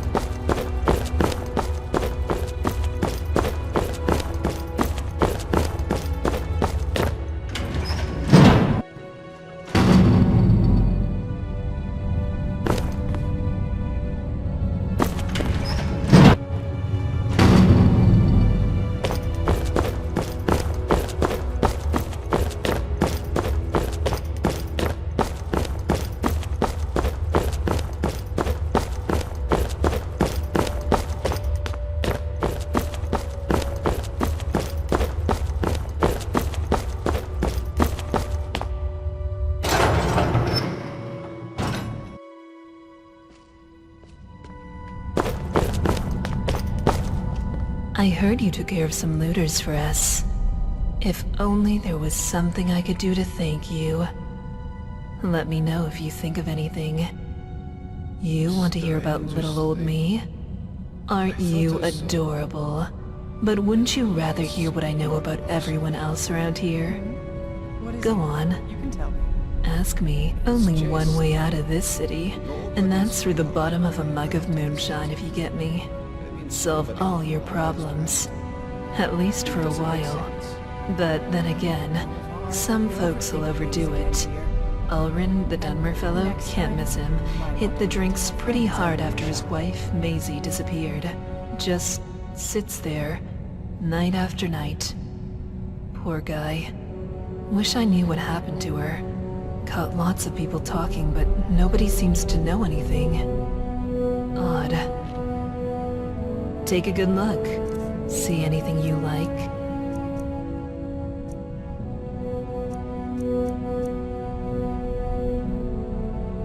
Did you know there are tunnels running all the way under the city? Last one to go down there was Brandis, and it sent him to his deathbed. Nobody here locks their door, except the Jarl. I hear there's a locked room on the top floor of the Citadel, but nobody's seen what's inside. Have you seen Rygus walking around in that shiny armor of his, all paranoid, like those dwarven statues are going to spring to life any minute? Did you notice the big crack in the floor near the city gate? They say some poor fool fell to his death trying to scale the front of the Citadel. Did you know that beautiful palace above the lake is sealed? Brawl says the last person to go in there locked it behind him. I wonder what's in there. There's something creepy about Marius up in the Citadel. Plus, he never comes down to the tavern. And you just can't trust a man who doesn't drink. Nobody here locks their door, except the Jarl. I'm so glad. Oh, so soon? Well, you know where to find me, honey.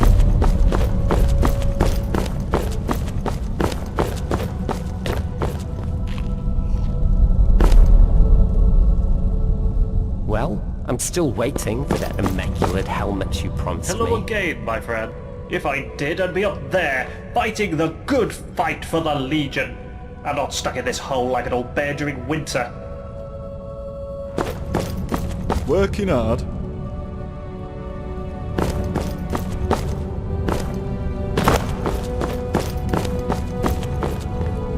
Yes, my friend.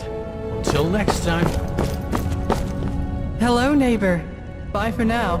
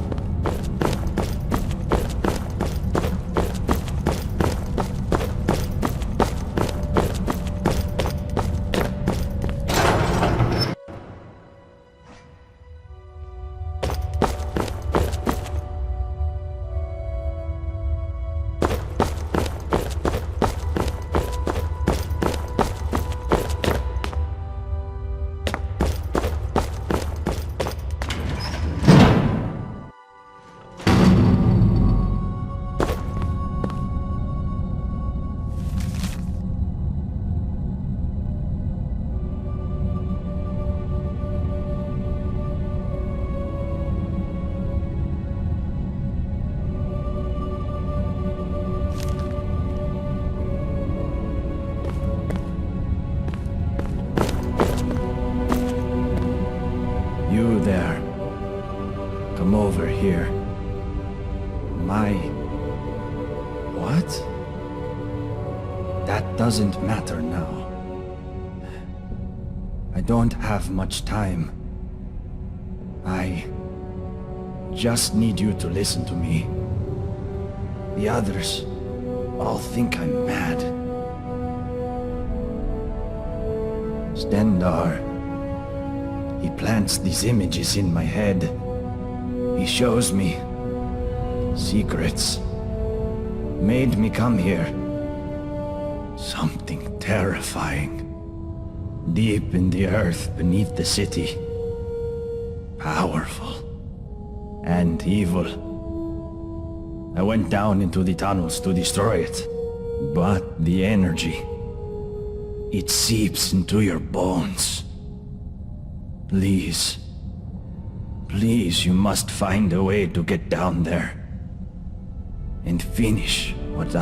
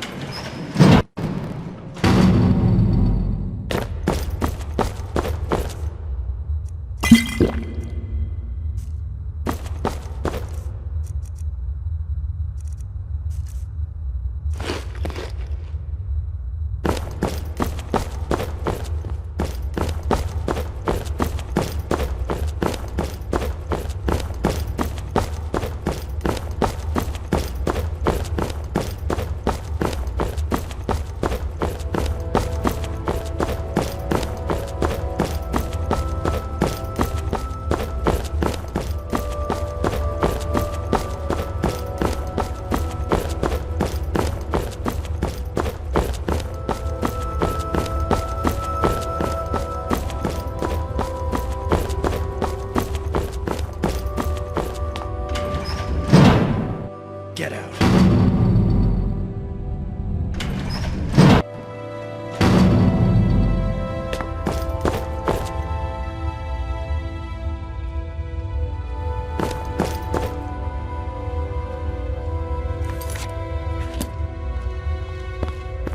Yes, my friend.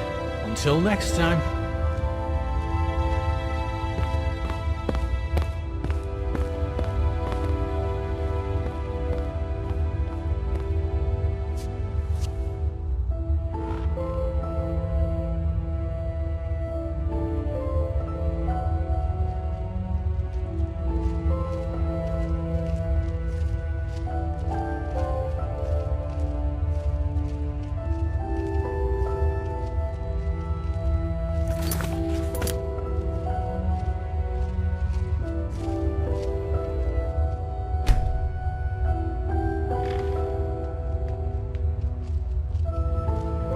Can I help you with something?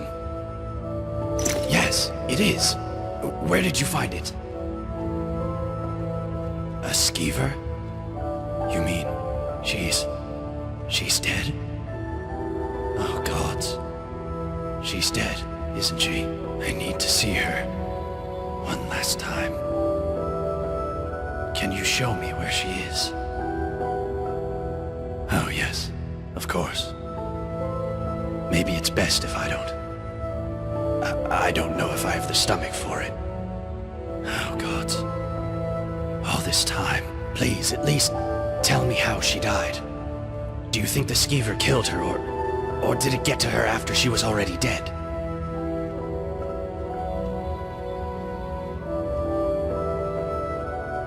No way of knowing. Gods, this is going to haunt me for the rest of my life. I think I need to be alone now. All right. See you around.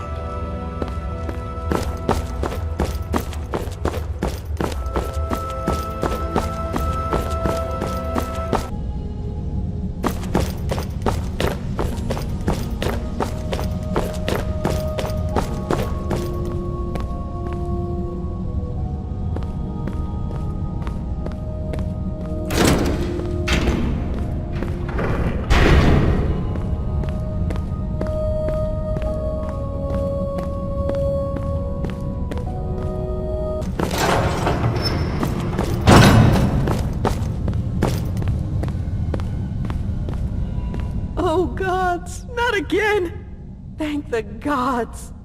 Quick, okay, but please hurry! I'm Maisie. I lived down in the city with my husband Ulrin until a few months ago when that animal Metalis tricked me into coming here. He keeps me here as a... Oh, gods, I can't. You have to let me down, please. I've never done anything to deserve this. That sounds like the sort of thing Metalis would do. Make it look like I was dead so Ulrin would stop looking for me. That bastard! Of course it is. But I think the dwarves are blind to whatever happens in this room. You can see the dwarven bust over there got broken somehow. I'm going to kill that monster who calls himself Jarl. I'll scratch out his eyes with my bare hands if I have to. So you'll let me go then? What? Why not? So you're just gonna leave me here? What? No, that's not... Please don't leave me here. Please. I'll do anything. Please don't leave me.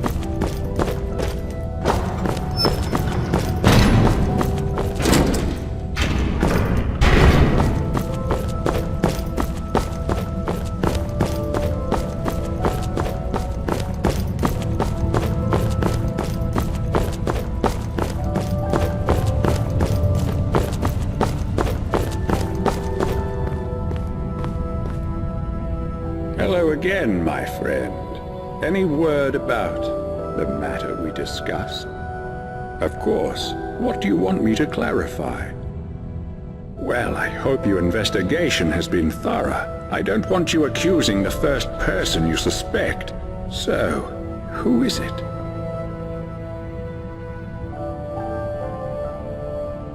Hey, keep your voice down. You want to get us all killed? Look, you might have noticed we're being watched by the dwarven statues everywhere you look. But I managed to break the bust in that room. So in there is no dwarves' law, understand? What happens in my private room stays there. Because if my little secret gets out, then you and everyone else in this place is going to suffer badly. What you do next is up to you. You can keep your mouth shut, in which case we all live. Or you can let her go, in which case we all die.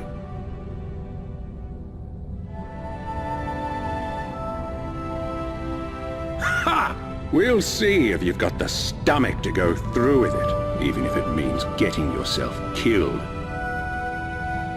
I promised you no such thing. I said I'd do everything in my power to help you. But here's the thing. There is no way out of here. You're stuck here for the rest of your life. Now get out of my citadel. I'm bored of you.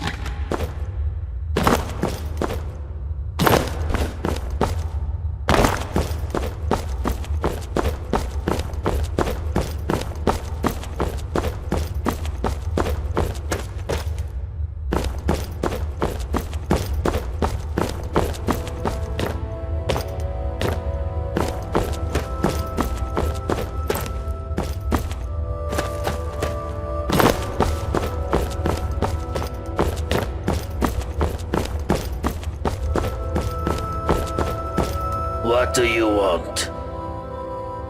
What about it? Not going to happen, maggot. Because you know, and I know, that the first blow that gets landed is going to get us all killed. You're not that stupid. Uh-huh.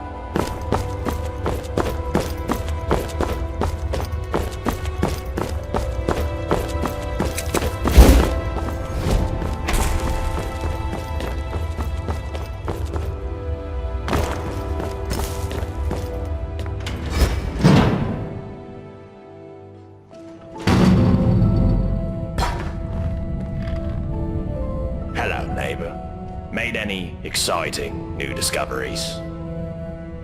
Brilliant. What did you find in there? How terrible. But not unexpected. Narnabis was a reckless fellow. But did you discover something about the Dwarf's Law? Some relic or text? Let me see it. That is disturbing. This Dorotus fellow set out to disprove the existence of the Dwarf's Law, and instead triggered some kind of mass execution. So the Dwarf's Law is real, and can be triggered simply by striking another person. I take no pleasure in being vindicated in relation to this, but there's something else that troubles me.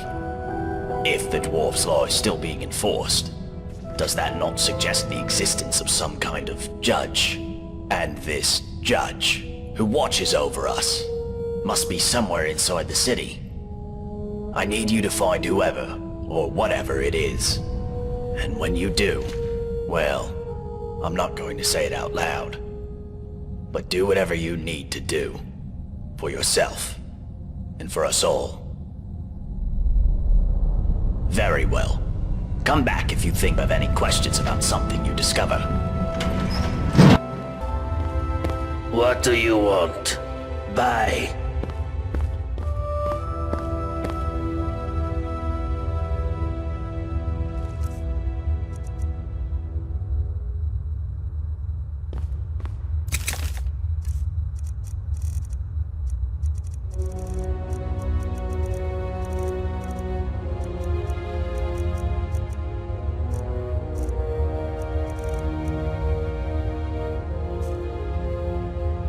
Fools?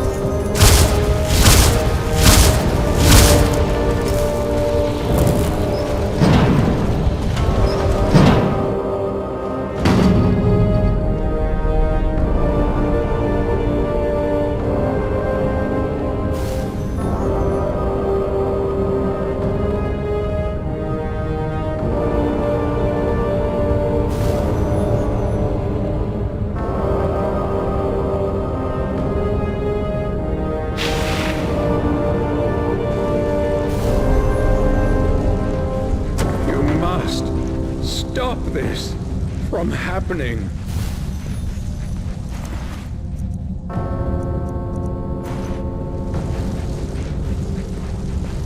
My letter.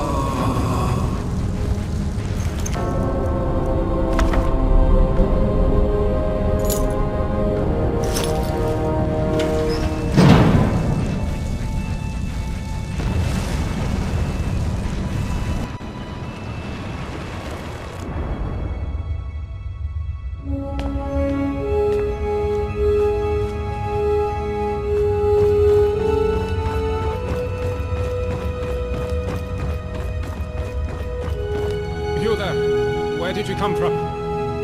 Strange. It looks like you just came out of the Jarl's private lake house. The what? Oh, I see. You're a little bit crazy. Well, you're in good company here, my friend. Lots of us weren't thinking straight when we arrived. It's the first day of last seed, I believe. I guess you hit your head pretty hard coming down the shaft, huh?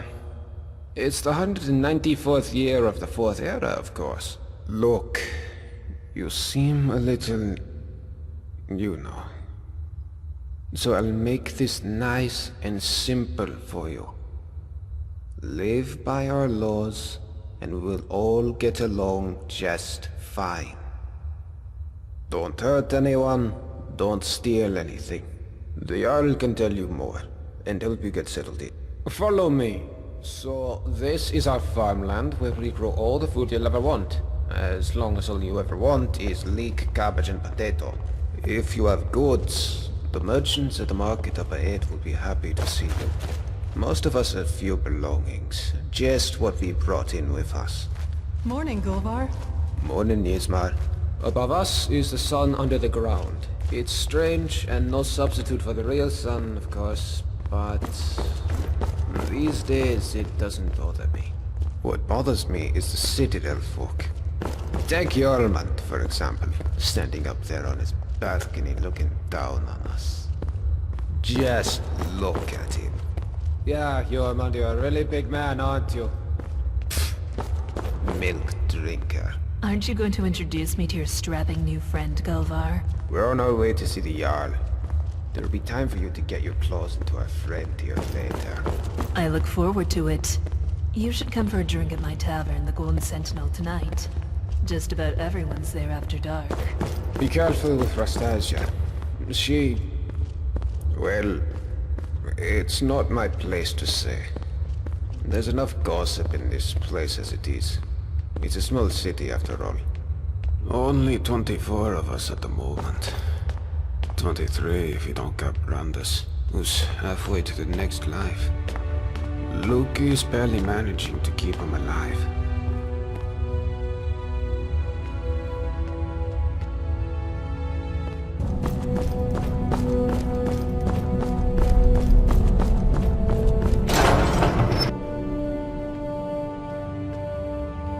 There's a face I don't recognize. Welcome to my city. I'm Jarl Metellus. Tell me, what is your name? It's always exciting to meet a new member of our small community.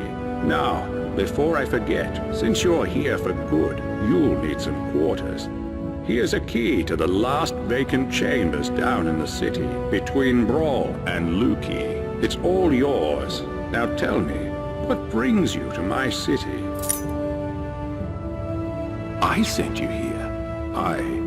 I'm not sure what you mean.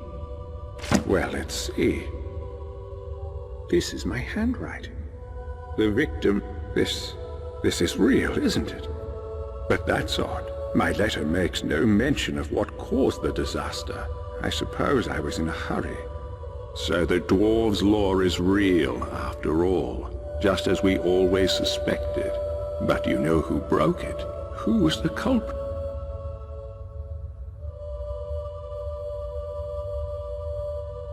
Ah, that is a shame. Well, let's see. Do you think you could do me a favor?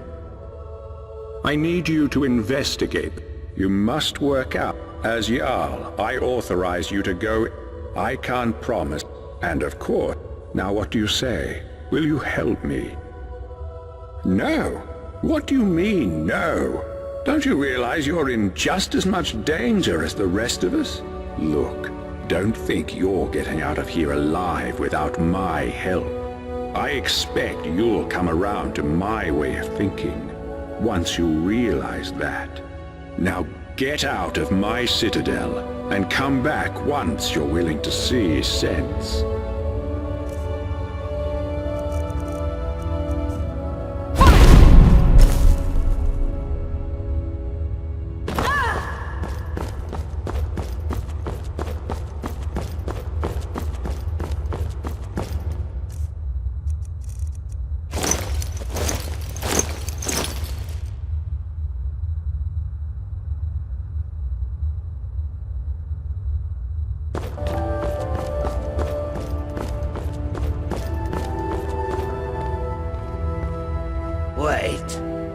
you wearing?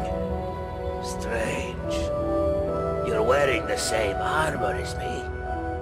I mean, it's exactly the same. What about it? It's not for...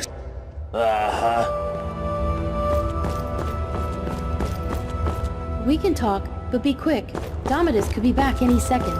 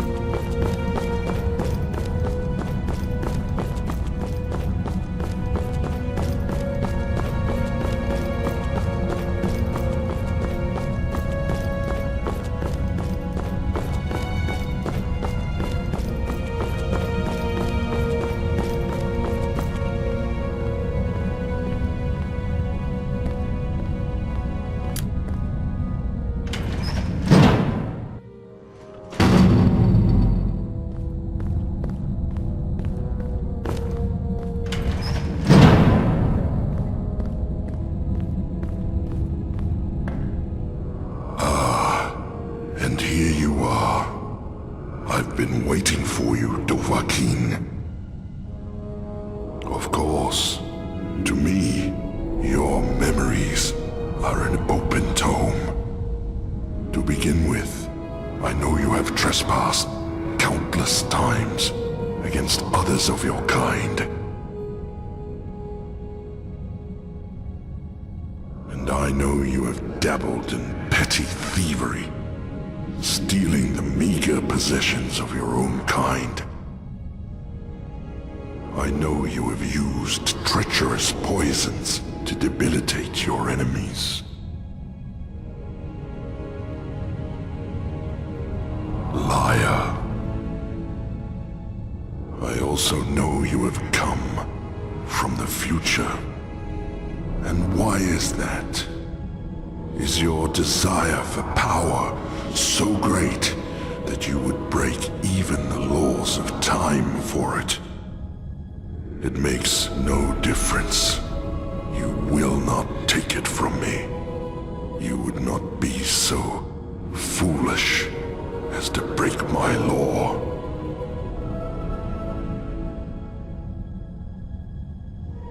I see the kind of person you are. My law is the only thing keeping you and your kind from descending into chaos. I mean, my law. I made it because your kind would be incapable of order, of peace, without it. That makes me the arbiter. I am also the founder. I discovered this site millennia ago, and the deposit of Ethereum beneath us. I laid the foundations, and I watched my children grow and learn and use the Ethereum to create marvels, technological wonders. But they grew quarrelsome and used their knowledge to create weapons to use against their own kind, and worse, their own father. So I confiscated their weapons and declared my law that each and every one of my children would live in perfect order, or they would not live at all. And here I am, millennia later, still waiting for children worthy of this city. And for my patience, it seems my reward is a visit from you, Dovahkiin. Well, why have you traveled through time to come here? What is it you seek?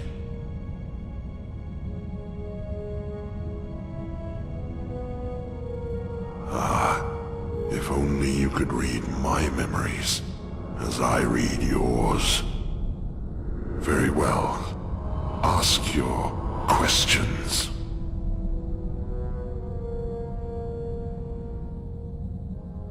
It is not my place to reveal that secret to you, Dovahkiin. But when they moved on from this world, I was left behind. You see, the energy that has sustained me all this time, it anchored me here. I could not leave this place if I wanted to.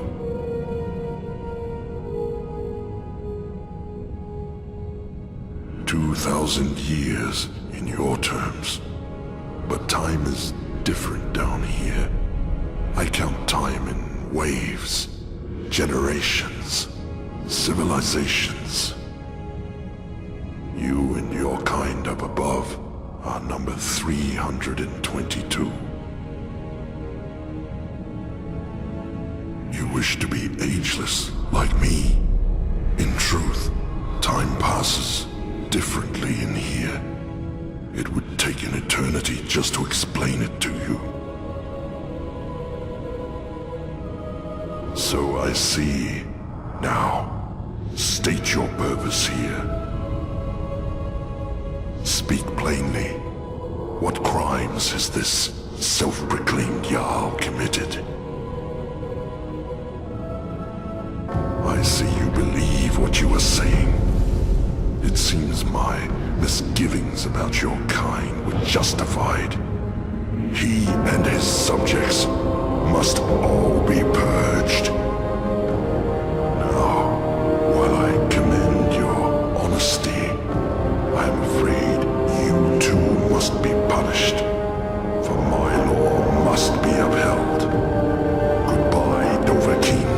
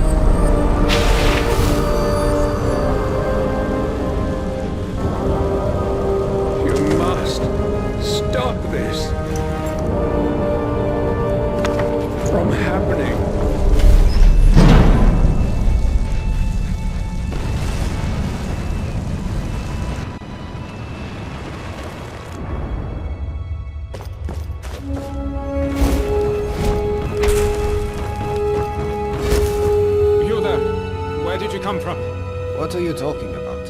I've never met you.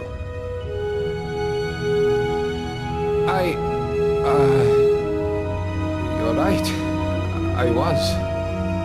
How could you have possibly known that? Is that some kind of sorcerer?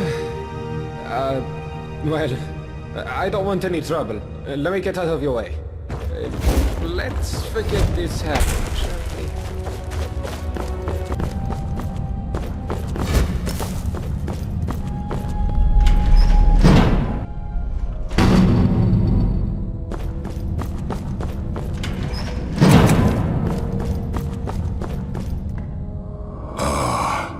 And here you are. Of course. To me. And what's this? I see there is a helmet in your possession that does not belong to you. It's... liar. I know you have used treacherous poisons. I also know you have...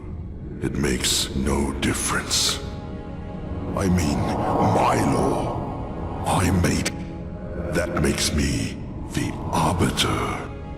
I laid the foundation, but... So I... Well, why have you traveled through time to come here? Ah, if only you could read my memory. You flock here, your kind, like moths to a flame, driven by greed and the lust for power.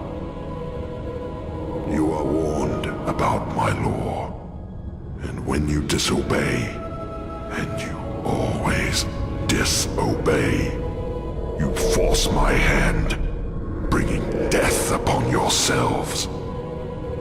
So you ask if I am the one killing your kind, and I say no, you kill yourselves. I am merely the means by which you do it. So I see. Now, state your purpose here. Your words are tainted by your sins, Dovahkiin. Yet, I acknowledge your heroic deeds too, Slayer of the World Eater. Very well, I will listen. Choose your next words carefully, Dovahkiin. What is it that you made worse?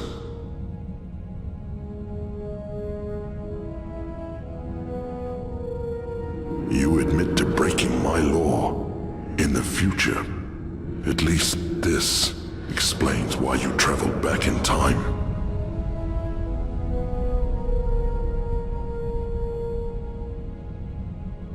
I warn you, tread carefully.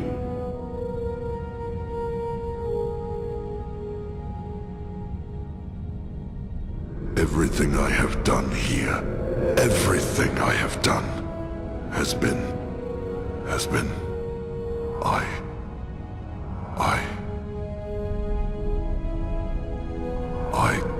I thought that if I could create peace here, create order, that I could prove to the world that such a thing is possible, and they might follow.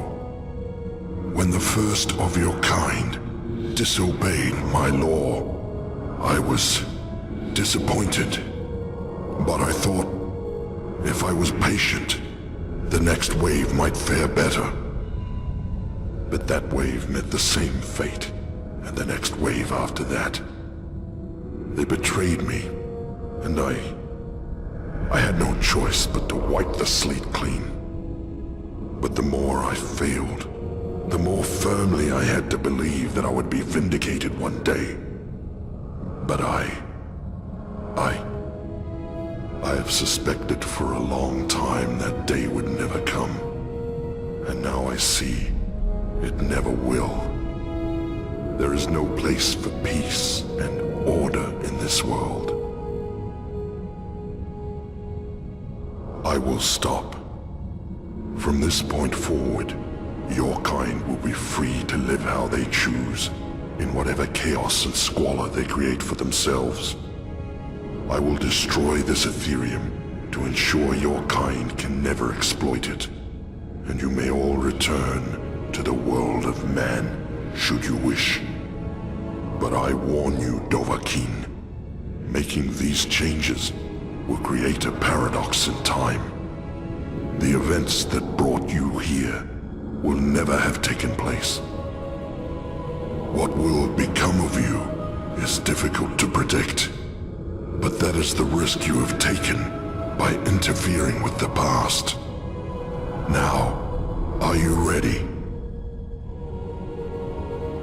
Goodbye, Dovahkiin.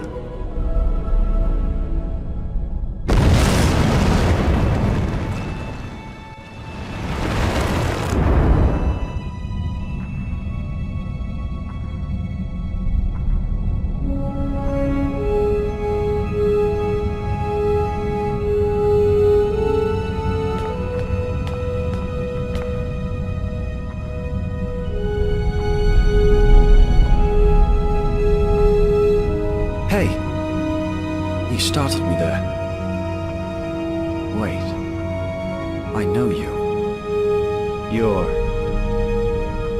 No, that can't be right. For a moment there I thought you were... You know, the one the statue was meant to honor.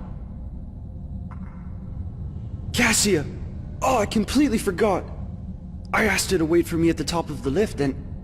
I guess I got so tied up in this place that I lost track of time. I'd better head back up and let her know I'm alright. Hey, do you want to come with me? We can chat along the way. Great. Follow me. Let's run back up, shall we? Don't want to keep my sister waiting any longer. So, you're probably wondering what I've been doing down here. I guess it's been, what, a few days? I'll be honest. I came down here looking for a haul I could unload on the next merchant I met. I just wasn't expecting to find a thriving city, and the history of this place is amazing. Did you know that they had what they called the Dwarves' Law? Apparently there were inscriptions warning that if one person committed a is there something you want? So, you heard about that, did you? Well, I went back to my car for a bit, but there was no there for me. So I wound up back here, still getting used to the new yard. But Gulver's an alright sort. Got everybody working now, which is fair. At least they get a good night's sleep. A lot like the armor you're wearing now, actually. And a few people saw her walk into this quarry. Into a field of deadly radiation. Like it was nothing. Like it hadn't killed people before her. And then, the ground started shaking. And golden statues were collapsing. And inscriptions were crumbling all over the city. All at the same time. And the sun under the ground, which used to light up the entire cavern, bursts into flame and explodes. And strangest of all, the cavern roof opens up like the petals of a flower. And there's real sunlight for the first time in thousands of years. So of course, people start wondering, did she just walk down here and single-handedly dismantle whatever was keeping the Dwarves' Law going? Who was she? Was she still alive? So Bro, the local scholar, goes down into the quarry to take a look. And now the whole place is empty, but all the way at the bottom, sitting alone in the darkness, is a statue of a stranger. Oddest tale I ever heard.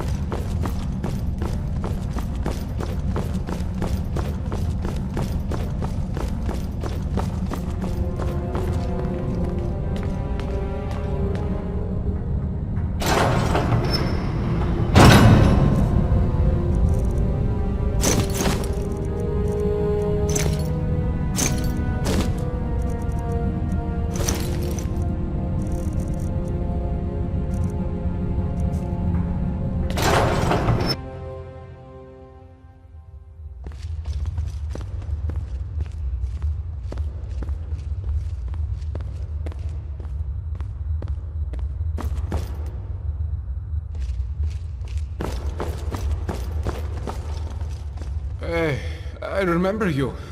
You're back. After all this time. Can't complain, my friend.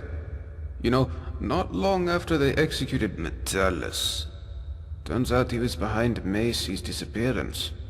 They made me Jarl. It was a bit of a shock, to be honest. But I guess they wanted someone who wasn't at all like Metellus. Jarl Galvar. Still sounds strange to me. And I guess I have you to thank for it. If you hadn't freed us from the dwarves' laws, Ulrin could never have overthrown Metellus. So, thanks. I imagine you'll be moving on soon, but you'll always be welcome here. We even kept your chambers exactly as you left them.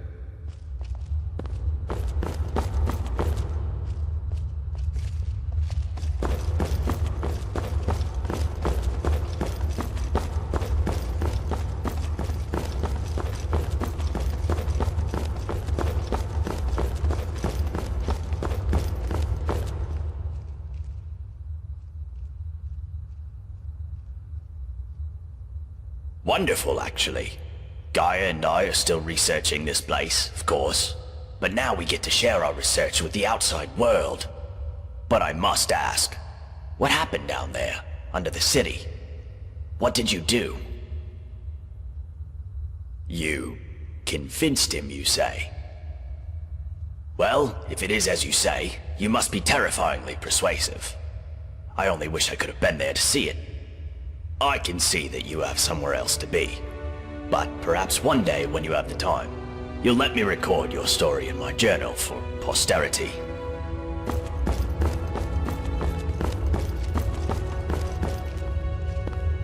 Have we met? Better, thank you. You know, all that time I was looking after Brandis, I remember him telling me about the ancient evil under the earth. I really thought he was mad, but I guess he was right after all. Well, I'm glad you were able to finish what he started, whatever you did down there. So, on behalf of Brandis and Leandris, thank you. I like to think their souls are at rest now.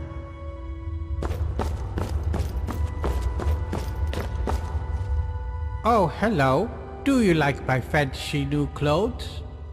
You mean, after the sky opened up, and the old Jarl died, and we got a new Jarl. Jarl Galvar is nice. He gave me a house and these new clothes. Okay, bye-bye. Wait, aren't you? Yes, it is you. You came back after all this time. Great.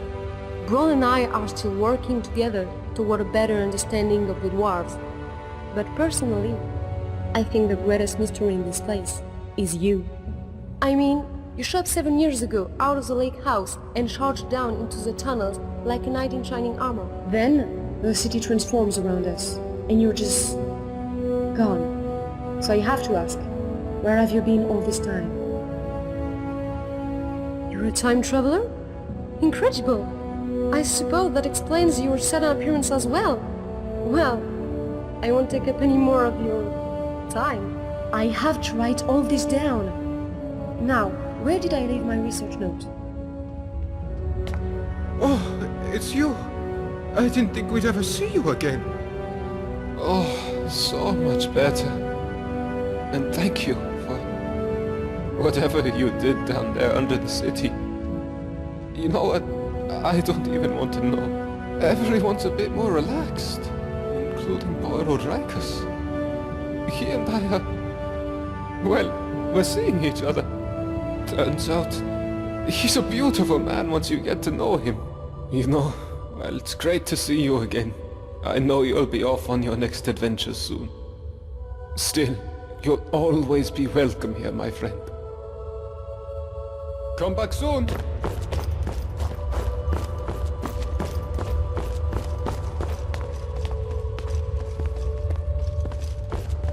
Hey, I know who you are.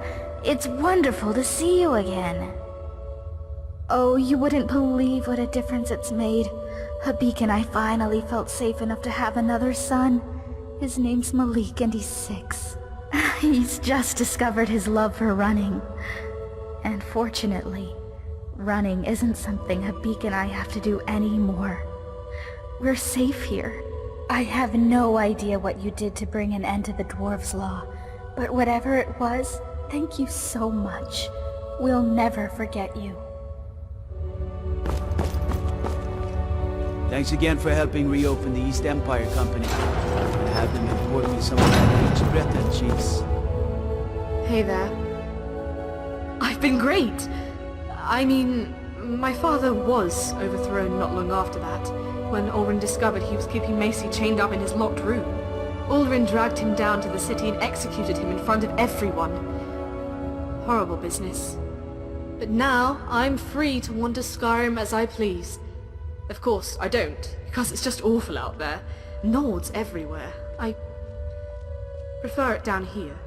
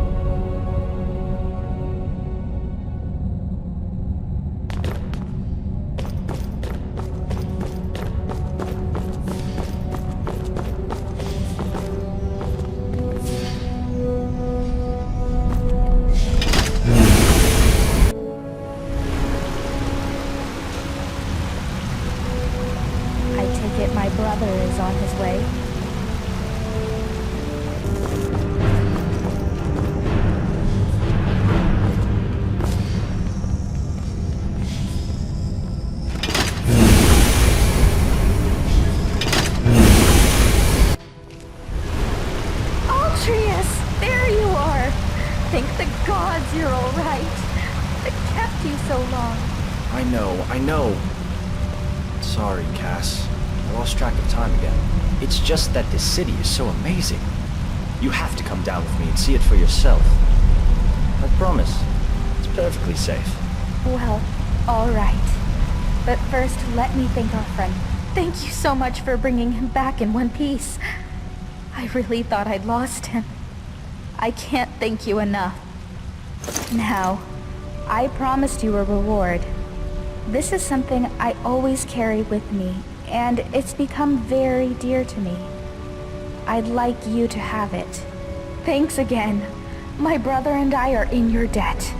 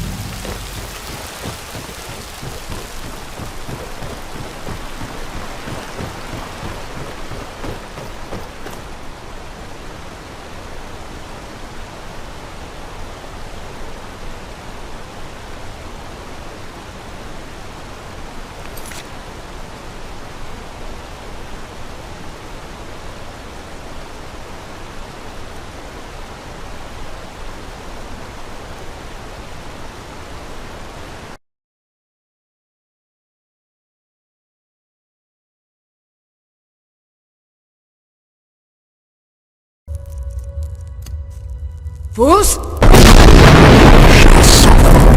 sins of the one.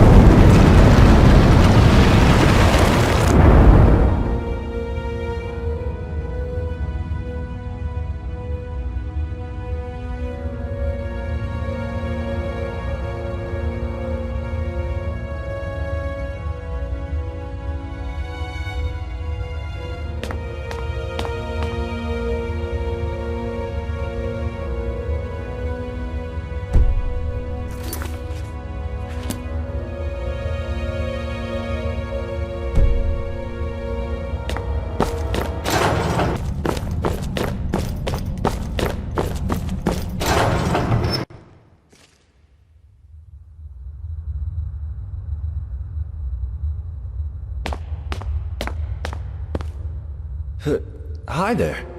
You gave me a bit of a fright. I thought I was in here alone. Well, that's a relief. Say, I didn't catch your name. Really? That's strange. I was just reading an old journal I found here. It was burnt, but the last entry mentioned someone with the same name. It described an event about 7 years ago. Someone with your name appeared in the city out of the lake house. Said hardly a word to anyone. Walked up to the Jarl and murdered him, breaking some kind of ancient law. It said this triggered a horrific event which killed everyone in the city, while the stranger just disappeared in a flash of light.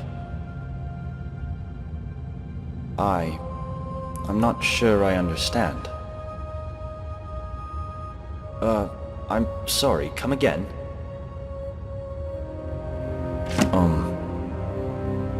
Let me see that. Gods. This is my handwriting. I have spent a lifetime in this place, going around and around in circles. This is horrible. But I don't understand how I could have written it. I'm not sure I understand. So, you're saying, because you stopped a time portal from being opened, I never went through it. And that's why I don't remember any of this. I guess you saved my life then. But look at all the death and destruction you've caused. There must have been another way. And now you and I are going to have to live with the knowledge of what happened here for the rest of our lives.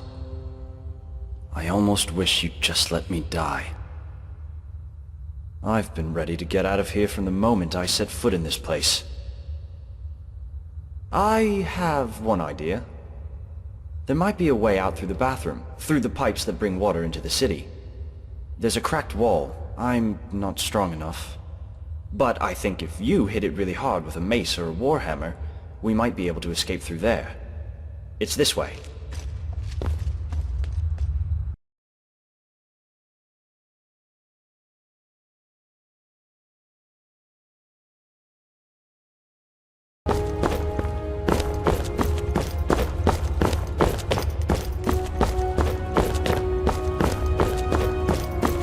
Can I help you with something? What? You're serious, aren't you?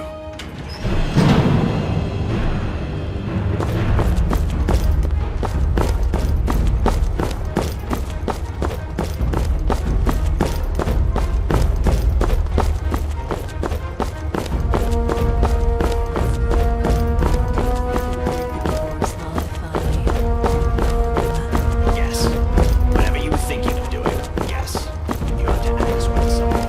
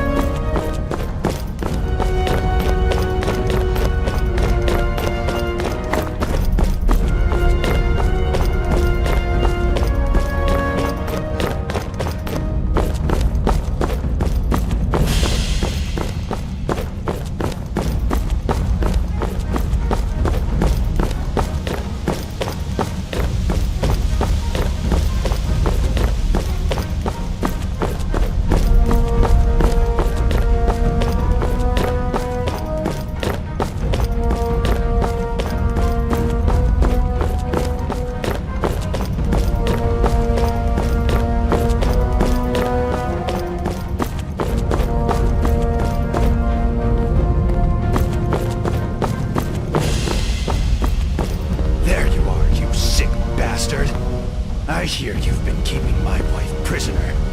You're going to pay for that. Now, Ulrin, you don't want to get us all killed over that strumpet, do you? Think about the dwarves' law.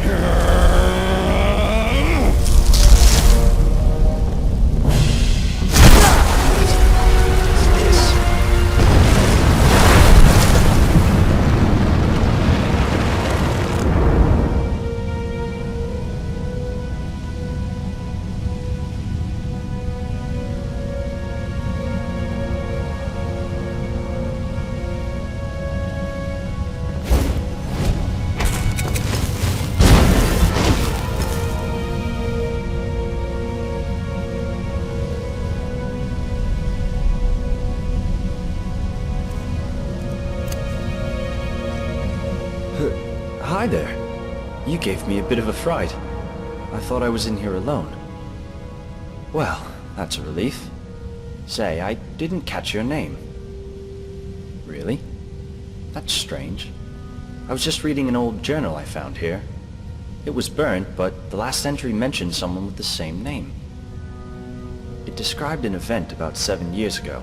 Someone with your name appeared in the city out of the lake house, led some kind of uprising against a tyrannical jarl, breaking an ancient law, and triggering some kind of catastrophe. It said most of the city folk were evacuated, and the stranger disappeared in a flash of light. I'm not sure I understand. I'm sorry, come again? Let me see that. Gods. This is my handwriting. I have spent a lifetime in this place, going around and around in circles. This is horrible. But I don't understand how I could have written it. I'm not sure I understand. So, you're saying, because you stopped a time portal from being opened, I never went through it. And that's why I don't remember any of this. I guess you saved my life then. And freed most of the people in the process. I suppose I should thank you. Even though I don't remember anything, it's just... I don't mean to sound ungrateful, but it seems a shame the city had to be destroyed. Imagine if this place could have been saved. I've been ready to get out of here from the moment I set foot in this place. Great! Lead the way.